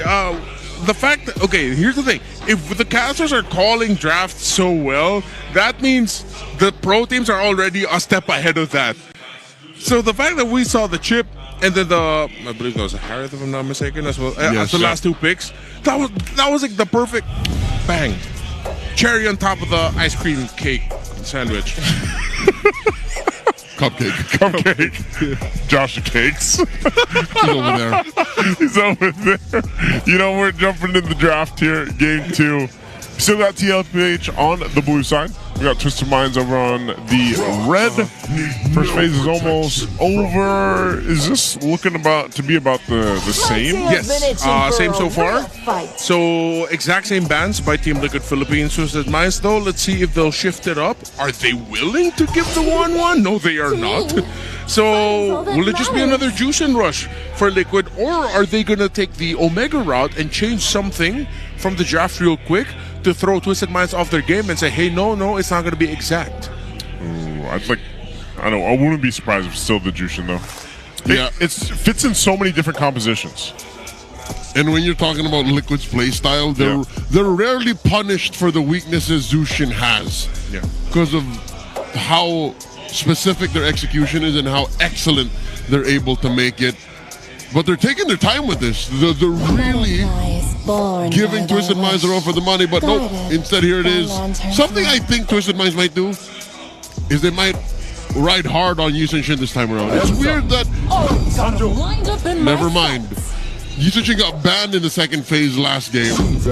Now Liquid has no reason otherwise. Oh my gosh. To change either. Dude, Liquid are just like... What do you mean? Same. What do you mean adjust? We're not adjusting. We're picking the exact same draft. They're forcing Twisted Minds. Okay, your turn to show different pieces. You do something. So they changed out the high loss, made it the Hayabusa, and then just kept the Uranus and Kimi. But they changed the joy. Yeah, the joy. Instead of the joy, it's the Hayabusa, and I feel like it's still sort of the same. He's just physical. Although it does change the item prioritization. Yeah, it does. It makes them go harder into the antique Kiras, but they still have to build the Radiant armor. I guess that's the biggest difference. They'll ban the chip. Now what? Now what, Daddy JP? I think Twisted Minds still needs to respect the possibility of Hilda Rome for Team Liquid, and if they don't do that and they're not ready for it to show up, then they're just going to get checked. So it's important what they're going to end up with here in the gold lane, especially. It cannot be magic. It's most likely going to be physical. So if they want to avoid that, I think Twisted Minds needs one more source of burst or constant basic attacks. I actually love this Badang ban. So going into the draft, I was thinking, if there's another thing that Twisted Minds can show up, is with a Badang. Because how we talked about Badang does so well with messing up full 5v5 team fight flows. However, there's another pick that we saw earlier today that does that so well, the Grok. And I think Team Liquid Philippines will have to keep that in their minds. What if they want it? What do you mean? What if Team Liquid wanted the Grok? I'm assuming the Twisted Minds are just going to pick it as the fourth pick. The fourth pick. But if Team Liquid Philippines rush the Grok, then Twisted Minds may have missed out on picking what could be a perfect pick for them. To protect lives. Yeah, I'll double down on that because Kaloy's high loss in game 1 really didn't feel like much. About 80% of the time, he was using Glorious Pathway defensively. Yeah. It's one of those cases where, and it's funny because like they're going to be the ones that ban it out. But yeah, the Hylos is always in that situation. I feel like it works in some cases, and in others, it's almost like the Gatakacha. Like if you're usually using your ultimate defensively, you use a ton of value. You're kind of just like a revitalize guy, you know. You're just there for the revitalize. So last ban is going to be the gold lane Harith. So what's left on the table? The Grangers are still up there too. Yep. And the Moskov. Yep. Yeah, those are all going to be solid picks. However, if it's Hayabusa and Kimi together, maybe something that scales a little bit quicker. I'd like to see more AoE. I'd want to see their options of it open for a Beatrix. They're probably going to go for something like the carry or something, but okay, so they go for the Gatakacha. We're not going to get the Grok, so they're going to be adjusting their gold pick. I'm still leaning towards the ones that I mentioned. They take away a strong pick for JP, and you actually turn off the idea of them going for a Hilda Rome. So they might have gotten checkmated here because... What, are they just going to end up with a Minotaur so they have revived heal? Because you're going to need to balance out the fact that this Gatakacha will have Revitalize. Yeah, if Baksha wasn't banned, then that's what you wanted, but nope. What about Matilda? Yeah, Fred, Matilda. Fred, Matilda, then Granger. Strong mid-trio. Yeah, Fred, Matilda, Granger. Yeah. I think that's what they could do. Matilda Granger. Yeah, that'll be solid. Or they can even go Matilda Bruno. They can afford to. Yeah, there's Matilda. Hey, let's go, boys. We got it. All right. We've seen the Liquid Stampede too often. So this is either. It might just really be a Moskov. Probably just a Moskov. But they might want to keep their minds open for something like a. Yeah, so a Beatrix or Bruno. Unless this is true to the twist. Yeah. Right? If it's not the Moskov, it's something different. Now, Bruno, would they even want a Bruno with this? Against this lineup? I mean, this is such a healthy lineup, too, TLPH. Alright, it's the Moskov, yeah. Yo, I still feel like what I said earlier, Team Liquid Philippines know what Twisted Minds want. Yep. Liquid seems to have found themselves once again in the current metagame. Yeah. They're so comfortable, and this is a draft that they've been rocking for the better part of a year now. Yeah. Even before OHEB, they've been playing this way. Yeah, it just works. Yeah, and the cool thing is, you see the pattern. Besides, take away the names of the heroes who put the positions. You get jungle, EXP mid first. Yep. Then gold laner and roam are the picks that you're playing for in the second phase. Different strategies for different teams here. This is a little bit closer, I guess, in terms of the rating for Twisted compared to what we saw before. It was twice in favor of TLPH in the previous one, but I think they're still going to have some difficulty to make this work. You guys can let us know which team you think is going to get Game 2. Will it be a sweep for TLPH? Will it be the Stampede to finish out the series, finish out Week 2, or will Twisted Minds live up to what we've been seeing from them the past couple weeks and get us to a Game 3 here? We're going to find out. Let's jump into the Land of Dawn. We're still looking for that plot twist. We know that Liquid is strong, but Twisted Minds have gone undefeated so far. Liquid is the next stop on their hit list of who's who in MPL Season 16. Baby Kick started with Team Liquid Purple Buff Leash, while it was Kaloy and Sean who leashed for MP the King. This is the typical trait that we see in the center of the map when there's a Kimmy slight delay intended by MP the King, or he might have just messed it up just a little bit, but it happens. Clear invade, no vision. Oh, look at this. Wow. The sandwich by Twisted, but Liquid ain't falling for it. JP put down to a fifth of his health. Yeah, look at the gold laners too. Battle Spell was used up by OHEB in the 1v1 up top. So, and then the Purify being used by JP. So right now, Twisted Minds playing with a little bit of momentum off of that, but again, I think with these lineups, it ultimately is going to just lead into the first objective, and that's why that was that, Infinite's key to victory in the Howl there on why this first turtle is so important. Yeah, the invade though by Twisted Minds failed. They weren't able to steal the Golem away from Carl Teasy. He was actually able to win that out thanks to the Lantern by Sanji, getting MP the King up in the air just in time and getting damage onto him and Sean. Good rotation downwards by Carl. Here comes Carl, looking to sandwich Lansu, does get the taunt. Is that enough damage? Puts the ears about half health. Yep, TLPH ain't forcing nothing. Yeah, they know they just have to wait. I mean, you're not really going to kill a Uranus here, even this early portion of the game. Need those items to go in and help deal with that, but it brings it to, you can see the rotate happening here. They're going to set up into that first objective. Mid lane is going to be a little bit of a focus, but just forced off. Carl Teasy will go ahead and start up the turtle. Ooh, Liquid, very early to the pit. Puts the turtle about half health now. Make that a quarter, make that a fifth, a tenth. Oh, MP the King comes in a little too soon. The retribution called. He secures Kaloy down to an eighth of his health. Sanji coming in with the Crimson Beacon. Lansu to the left here. Forced to flicker back. Twisted Minds put in defensive position. Even fighting for their own purple. Carl Teasy does not have a retribution. Does have the Appraiser's Wrath. And they get it. They get it. Successful Grand Theft Purple. That's basically like a mini retribution, right? The Appraiser's Wrath. Yep. He knew that MP the King used it earlier anyway. Great timing there by Carl Teasy on how he secured that first turtle. I feel like he may have forced MP the King. There's a little move action that I may be missing out on because that was like way too early for MP the King to use the retribution. Carl Teasy just popped his off perfectly the moment MP the King used his. Uh-oh, JP in between two. Circling Eagle, knocking them both up. I think he knows that there's not enough damage between MP and Kaloy to threaten him. Yeah, it just takes a trip in the air there. But again, it's crazy too. Sanford, look how many levels he has on Lansu. At least he's a whole level ahead. That's the freeze. The freeze right there. A level and a half. Again, Team Liquid, they are just being so. This isn't an insult. It's just calling out. This is a standard set that we're seeing. The aggression, the push out by the Matilda, and then the Juice in together. Rotations on point. It's textbook there. That's a better term for it. And Twisted Minds, they are getting snuffed by it.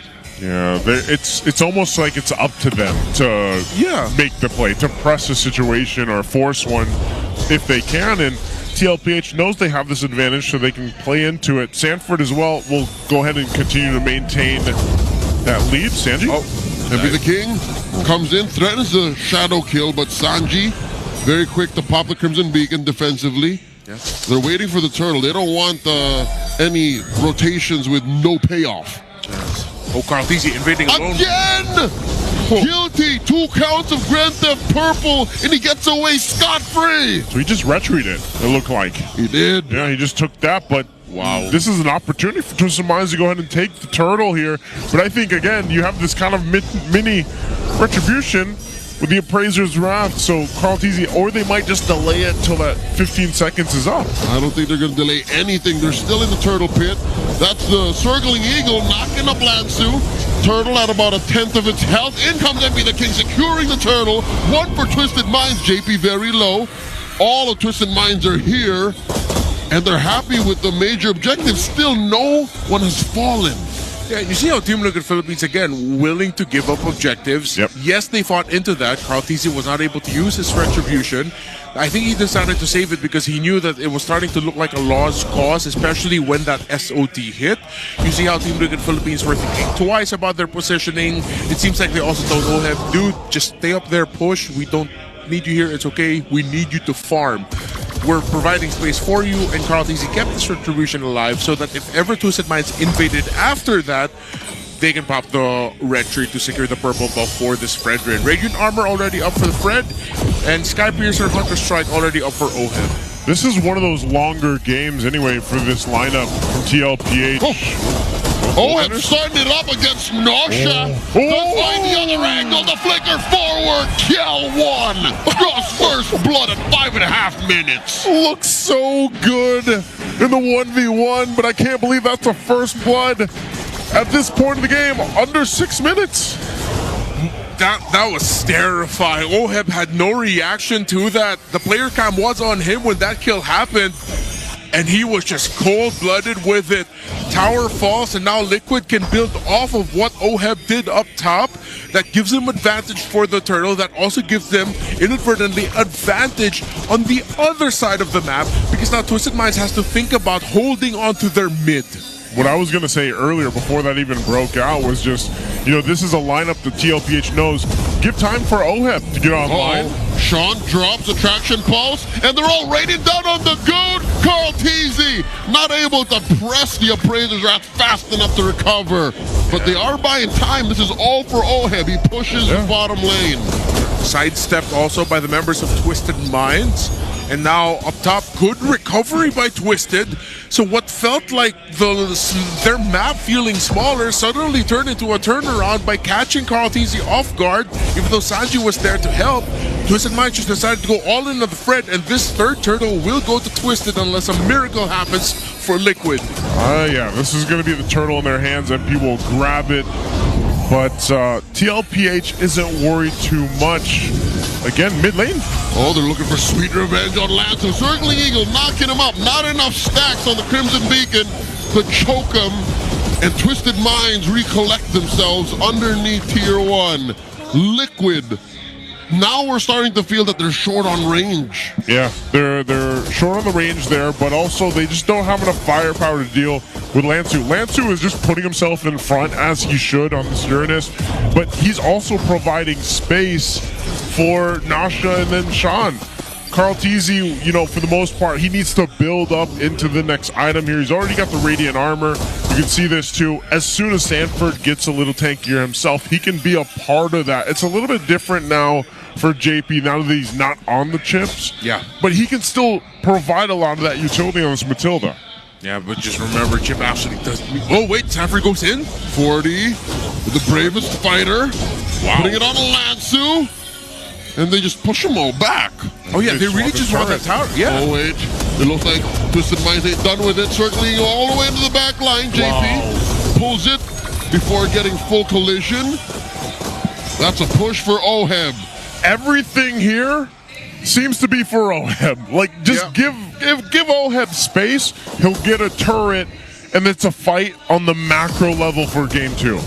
Yeah, they have gone back to basics. Play around your gold laner. But then again, because of... Wait. MP the King comes in, shadow kill. A little too much damage has been dispersed all throughout Liquid. And now Lancer gets caught on the choke in the tail end of the Appraiser's Wrath.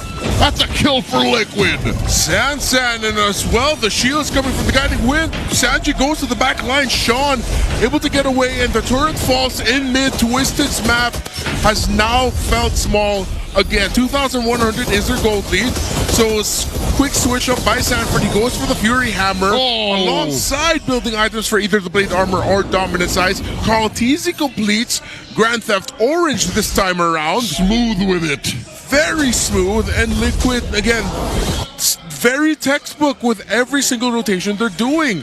JP has been stellar as well with using the ultimate as a deterrent to what Twisted Minds wants to do. Like the sequences where it looks like, okay, Twisted Minds can fight. You see JP flying, it's not good. SOD finds its mark on the JP. Lord goes the Liquid. Carl Teasy secures. Sanji falls. Nosha finds one. MP the King forced to shadow out. AOG, no one home. Kaloy. They're looking to take down Carl. Kaloy falls. Oheb gets a kill. Nosha falls to the goat. And now Lansu left. Can Liquid put a period to the sentence they started? Death for one more and Twisted. Liquid run through them. And you remember why the Fredrin and the Matilda are such a good combo. What is up with Carl Teasy's Fredrin? It's different. They're are times where he literally just stands there, takes damages, and like, all right, come here closer, let me appraisers wrap you in the face. Once you've brought me down low enough, it's a different aura and swagger with the spread rim. You look up the word aura in the modern dictionary, and you see a picture of the spread with Carl's face on it. You know, so this same picture with his name on it. It's mid lane. The taunt might have been a three-man taunt. They do get enough to stop Kaloy in his tracks, canceling the AOJ, taking down Twisted, helped get another kill. Lansu falls. It's mayhem, pandemonium in Twisted Mind's base. Kaloy bites it, double kill for Oheb. Nosha falls, and MP the King the only one left. Carl sees he gets killed, but there's no waves. Can MP the King defend? It's all MP all by himself. And now, Liquid are gonna end the streak! The defending champions have served up Twisted Mind's first loss. A sweep for the Cavalry. It's a sweep for TL PH in the first loss for Twisted Minds. Remember the name. This is their game. You come in to a battle with Liquid with a streak in your name, and they are gonna walk away and take the W from you. The most dominant Liquid performance we've seen all season, and a harsh reality check for the plot twist we thought they had. Man, I can't believe, I don't even know what happened because we missed, like, the camera had to move down too to see Sean, but how did Sanford survive that? JP saved him, man. A guiding Was wind. it the guiding wind? Gave him just enough shield to survive and keep fighting, and the spell vamp. Oh, man. Jinx. Hey. You owe me Dias. Oh, you man. owe Dias. Right now, we haven't gotten our monthly Dias yet. Yep, get your raffle entries. Taking the bow here again, feeling the first loss for Twisted Minds, but it's TLPH, man. I know that some people had some things to say leading into the weeks here after some of their matches, but they look great here. Let's go ahead and throw it over on stage to hear from TLPH and Hans and Odin. That is how you respond, ladies and gentlemen. Here are your winners, Team Liquid Philippines! What an answer, Coach RC. Just an amazing performance from your team. Nakita namin that you guys were serious for today. No team is undefeated in Season 16 at kayo ang dahilan nun. Talk to us about it. Ano ba yung mga kailangan i-address ng team ninyo with your losses? We know you suffered 1 win and 2 losses, but ano ba yung kailangan yung paghusayan pa to get this win against Twisted Minds? Sinabi ko lang sa kanila na kailangan natin bumalik sa basic. Parang ano lang tayo, parang hindi tayo kilalang tao. Kailangan lang natin ibigay yung kung paano tayo naglalaro ng ML dati. Tapos wala tayong kailangan patunayan sa kanila. Patunayan lang natin sa sarili natin na mas nag-improve tayo everyday.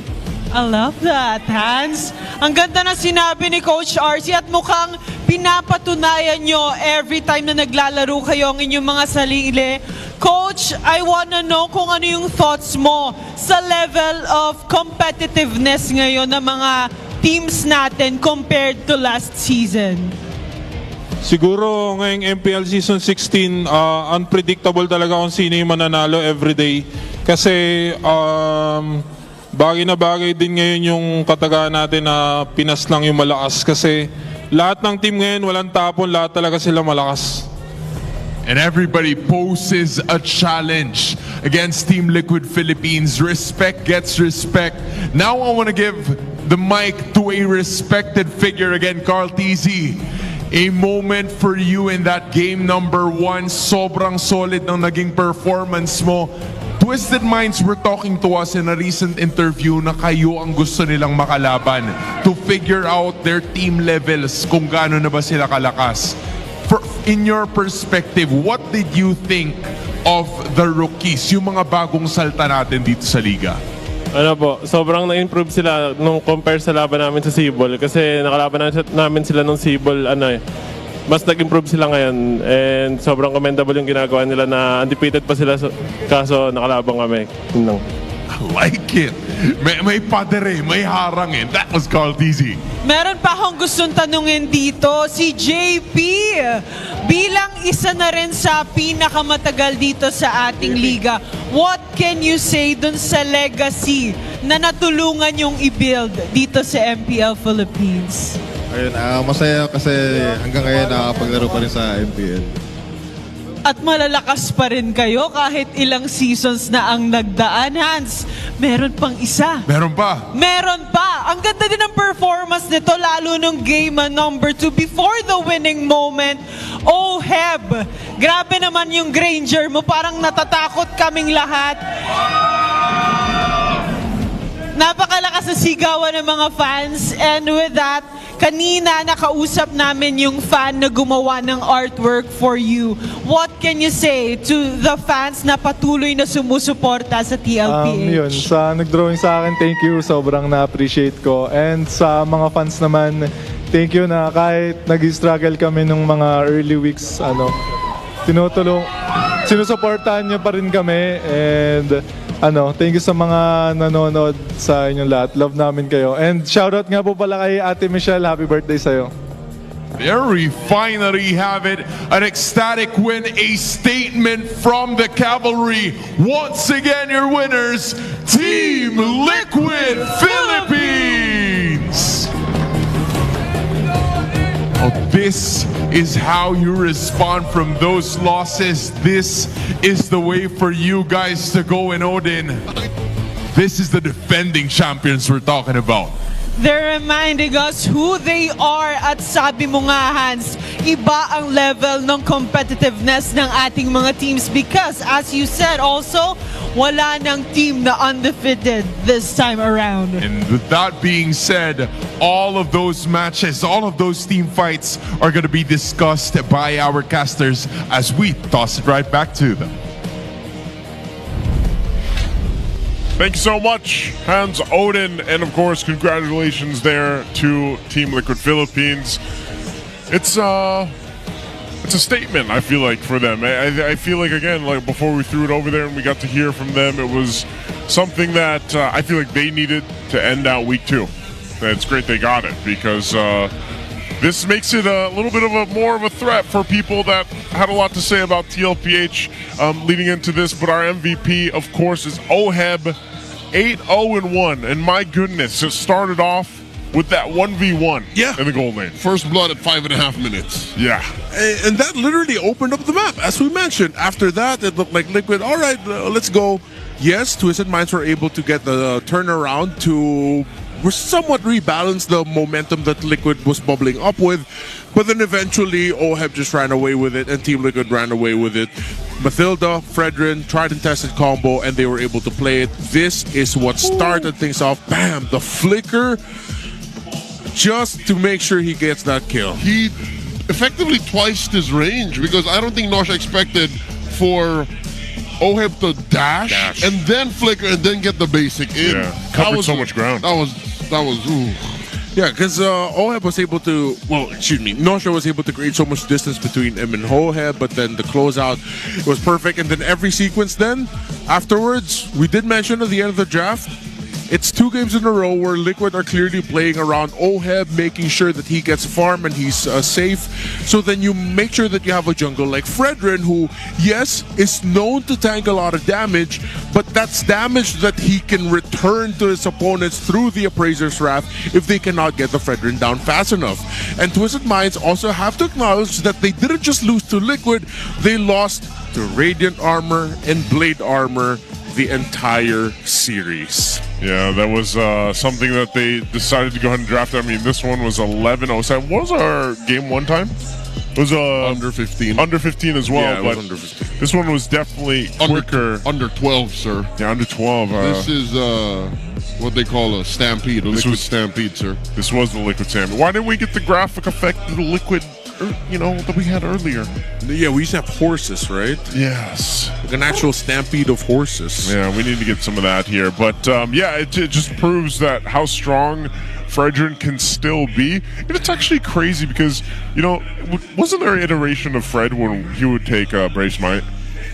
Or has it always been Concussive Blast? Like, has it always been... There was a version that took Quantum Charge. Quantum Charge, yeah. So... I mean, the amount of damage you could take still as Fredrin is crazy. Yeah.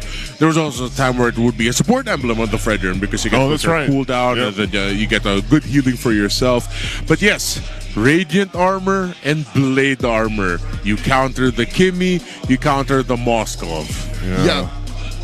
When Liquid started to play in blue, they made a call to play the same lineup. I think Twisted Minds held their ground, and I don't know if it was ego, pride, or just, the old Coach Bonchan approach of, let's just iterate and try again because we have a solid idea.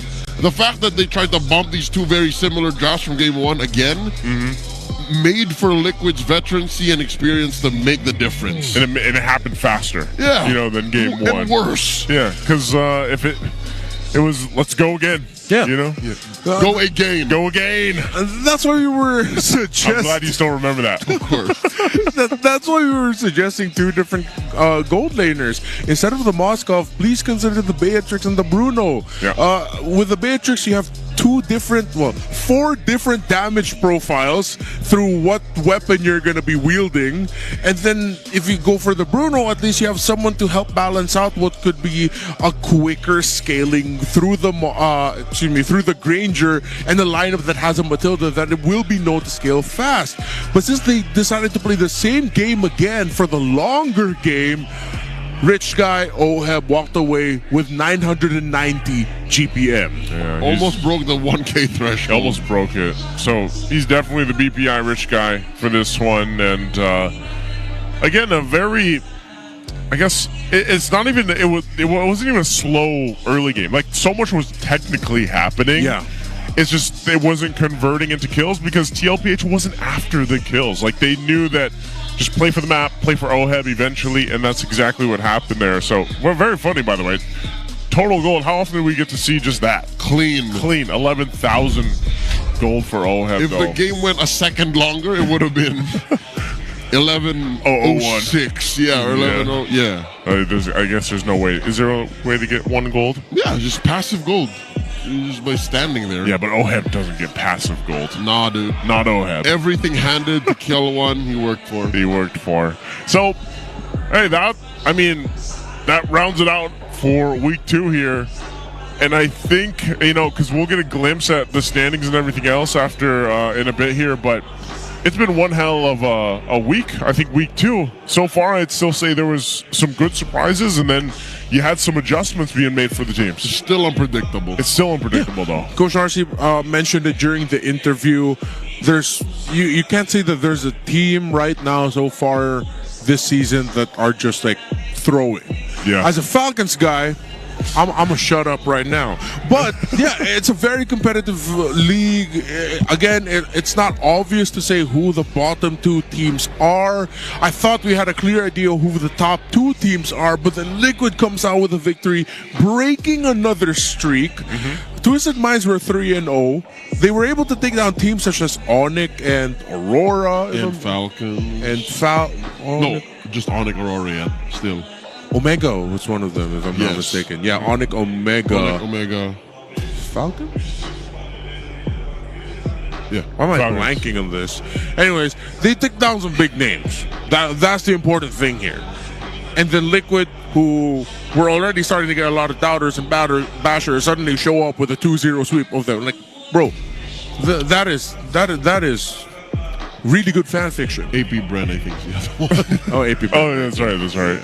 That is fan fiction. Right. Yeah, it is. But that's why you can end this week, we're about to, but it's like you can still go out saying, like, it's one darn competitive season, man. Like, you actually don't know, even after week 2 is over, because eventually we're going to stop saying it's still early. It's still early. I mean, even at week 3, you generally have an idea of how these teams have been playing, how their strategy is, and how they like to approach the game. But before that, let's go ahead and hear our winning mic check from TLPH. Oh? Yung maangat lang. Angat na, G. Maangat. Patay. Ito lang, Su. May green dyan. Yung game oh. Tara. Tsaka yung mga ko, Dad. Wala. Piso kayo, Mirtol. Piercer. Kaya patay na yan. Huwag patay mo na, G. Pasag kami mid, ah. Patay ka na. Buhay pa ako. Sumibat sa akin. Lanso. Ito siya sa akin. Ton ko. Flicker na. Kaya rapa lang. Dumaling ako. Tara. Maangat ko. Parat ko. Ton ko pagkatot. Kaya go lang. Go siya, walang flicker. Tapos na. Papatay. Patang kay Dad. Kaya, salo ko. Pati tower, pre. Kaya patay niya. Kaya, nice ball. Very great mic check there. It's nice to see, some of the emotions coming out there from the GOAT himself. Yeah, only up until the last second. But you listen to a majority of that mic check, I'd say like 99% of it, consummate professionals. They know exactly what they need to do to get to the result that they vied out to get, and only at the end, I think to be fair, both of these teams needed a result like this. Liquid needed the dominant win against a very strong team in the season. Yep. Twisted Minds needed a humbling to see, well, I mean, they're already humbled, but they needed the loss like this to see what they really need to work on and improve on. And in big picture, this might be better for Twisted in the long run. Yeah. Because they'll know how hard it could be to face off against teams like Liquid later on in the season. And so whatever they experience here, they'll be able to go ahead and chalk up this week in preparation for week 3, because they're still at number 1, right? They're still there at the top of the standings. You got Onyx, Omega, TLPH, but man, the Falcons guy and everybody else that is a Falcons fan feels pretty rough, because this is we haven't seen this in a while. How often? When have we seen this? When, Renmar? It's never happened. All the Falcons guys and gals are in shambles. This was just, let's just say, in agony. There was a picture-in-picture camera of me right now. You'd see pain, misery, sadness, confusion, constipation. I'm hoping that they bounce back this week. They had a very long week. All right, okay. We're doing good in Fancy Glaben. Yeah, let's go. Fancy Glaben is fine. Falcons. Here's our Fancy Glaben. Go Falcons. Go Falcons. The Mines are also on top for the Fancy Glaben, so I don't know. They're synced up right now. There's Falcons a mind connection. Yeah. Falcons are here. The Falcons are here. But the Mines, though, still undefeated. That's what I'm saying. They're undefeated, man. The fans. The Mines Fancy Glaben team has been brought up to MPL. You know what the Falcons can do, guys? The Falcons can go ahead. This is the perfect week to take this rough week they've had, make it a montage of the training arc now, because they literally go train, right? Yes, training arc, and then they come back strong. Yeah, no, they're like depressed lone wolf era when they're all wearing hoods. They all have constant 5 o'clock shadows. Yeah. They're just like, from Monday to Thursday. Yeah, they've had a rough week. But then every anime has a Blank's rough week, and then in the next episodes you see them get stronger and stronger. Yeah. Training montage. I hope that they don't turn, though, into a villain era. I hope they don't take it to villain arc. This is my villain arc. Villain arc. I've had enough migraines on this today. Please don't me with the villain arc. No. Falcons are super lovable. They're the nicest. If they go on a villain arc, I go on a villain arc too. I cannot imagine those guys going on a villain arc. Flapteasy has a villain on it. Marco has a. I can see Marco. I can see Marco. Okay, Few. Yeah, Few and Ogwin and who am I missing? Okay, maybe just Kyle Teasy. Maybe just Kyle and Marco have that silent side to them that maybe. Yeah. Maybe. I don't know, guys. Coach Treb, never in a million years. That's true. Hopefully. What are they? What is the term? What is the wrestling term? Heel turn? The heel turn. Yeah, it's a heel turn. This is going to be are you guys proud of me, by the way? It's Yes, only I taken am. 8 years. Or 8 seasons. Sorry, 8 seasons. The heel turn. Not going to happen. Anyway, we hope you guys enjoyed. This is wrapping up week 2 here for the MPL Philippines Season 16. It's been us, the Wee Bear Bros, and we'll see you guys back here next week. Let's throw it on stage. Thank you so much, Casters. Grabe, ramdam na ramdam natin ang energy ng Cavalry, pero I wanna hear it once again. Are you not entertained? Well done. At honestly, itong game na to, in-expect ko talaga at nag-wish ako na maging close. This series, I really wanted to be really down the wire. Kaya nga lang, ang Team Liquid ay nagising talaga. At I guess it's because they checked the keys to victory. Umpisahan muna natin sa Twisted Minds. Sinabi natin na kailangan nilang iibahan or i-deny yung Granger. Unfortunately, hindi pa nangyari. Same result as the Seaball qualifier. Yung Granger ni Oheb was a problem para dito sa side ng Twisted Minds. And now, for Team Liquid, what they had to do was to watch out for Twisted Minds level 2 rotations. Dalawa yung ginawang adjustment dito ng Team Liquid. Una, kumuha sila ng non-assassin heroes. Kumuha sila ng Fredrin, isang hero na na-master talaga ni Carl Fredrin Nepomuceno. At nung ginamit niya tong hero na to, hindi na nakaporma ang Twisted Minds sa level 2 power spike. Tapos nag-group up sila with another hero for Sanford na mas active din pagdating sa early stages of the game. Kaya naman, na-checkan din nila yung second na win condition natin dito, which is to get the first turtle. On both ends, on both games, I mean, nakuha nila ang first turtle at nag-snowball sila out of that scenario. Although there are times na ang Twisted Minds ay nakakapalag dahil pa rin dun sa ginawa nitong ni Carl Fredrin Nepomuceno ay hindi na nakaporma ang Twisted Minds. Talagang nakita natin, he is locked in. TLPH, nagbabalik na nga ba sila? We'll see if this will continue, but for Twisted Minds, they can just shrug it off. Sila pa rin naman ang nasa taas ng ating standings. But that is it for our week. And maraming salamat sa nanonood. Have a good game and good night everyone. Pasa na natin kina Hans and Claudine.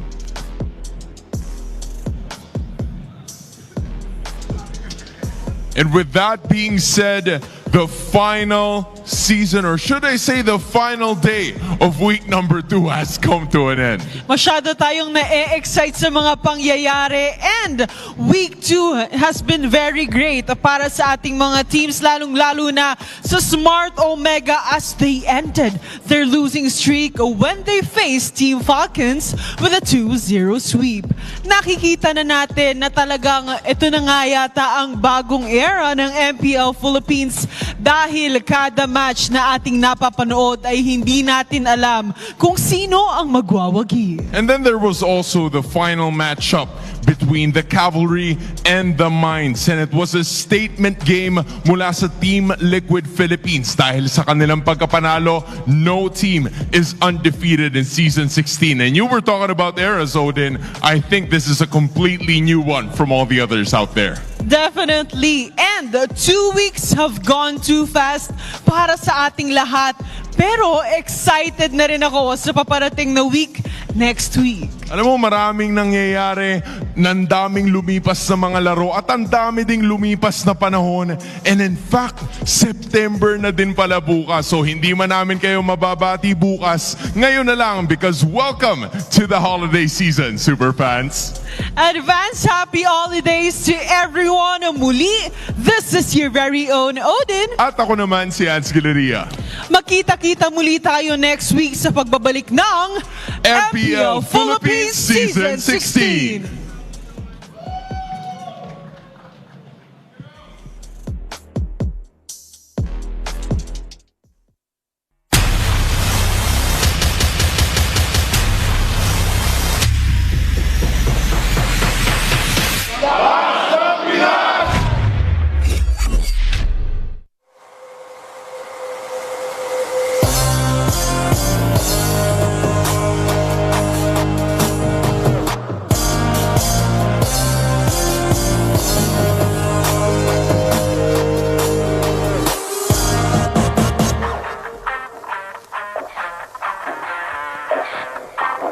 lakas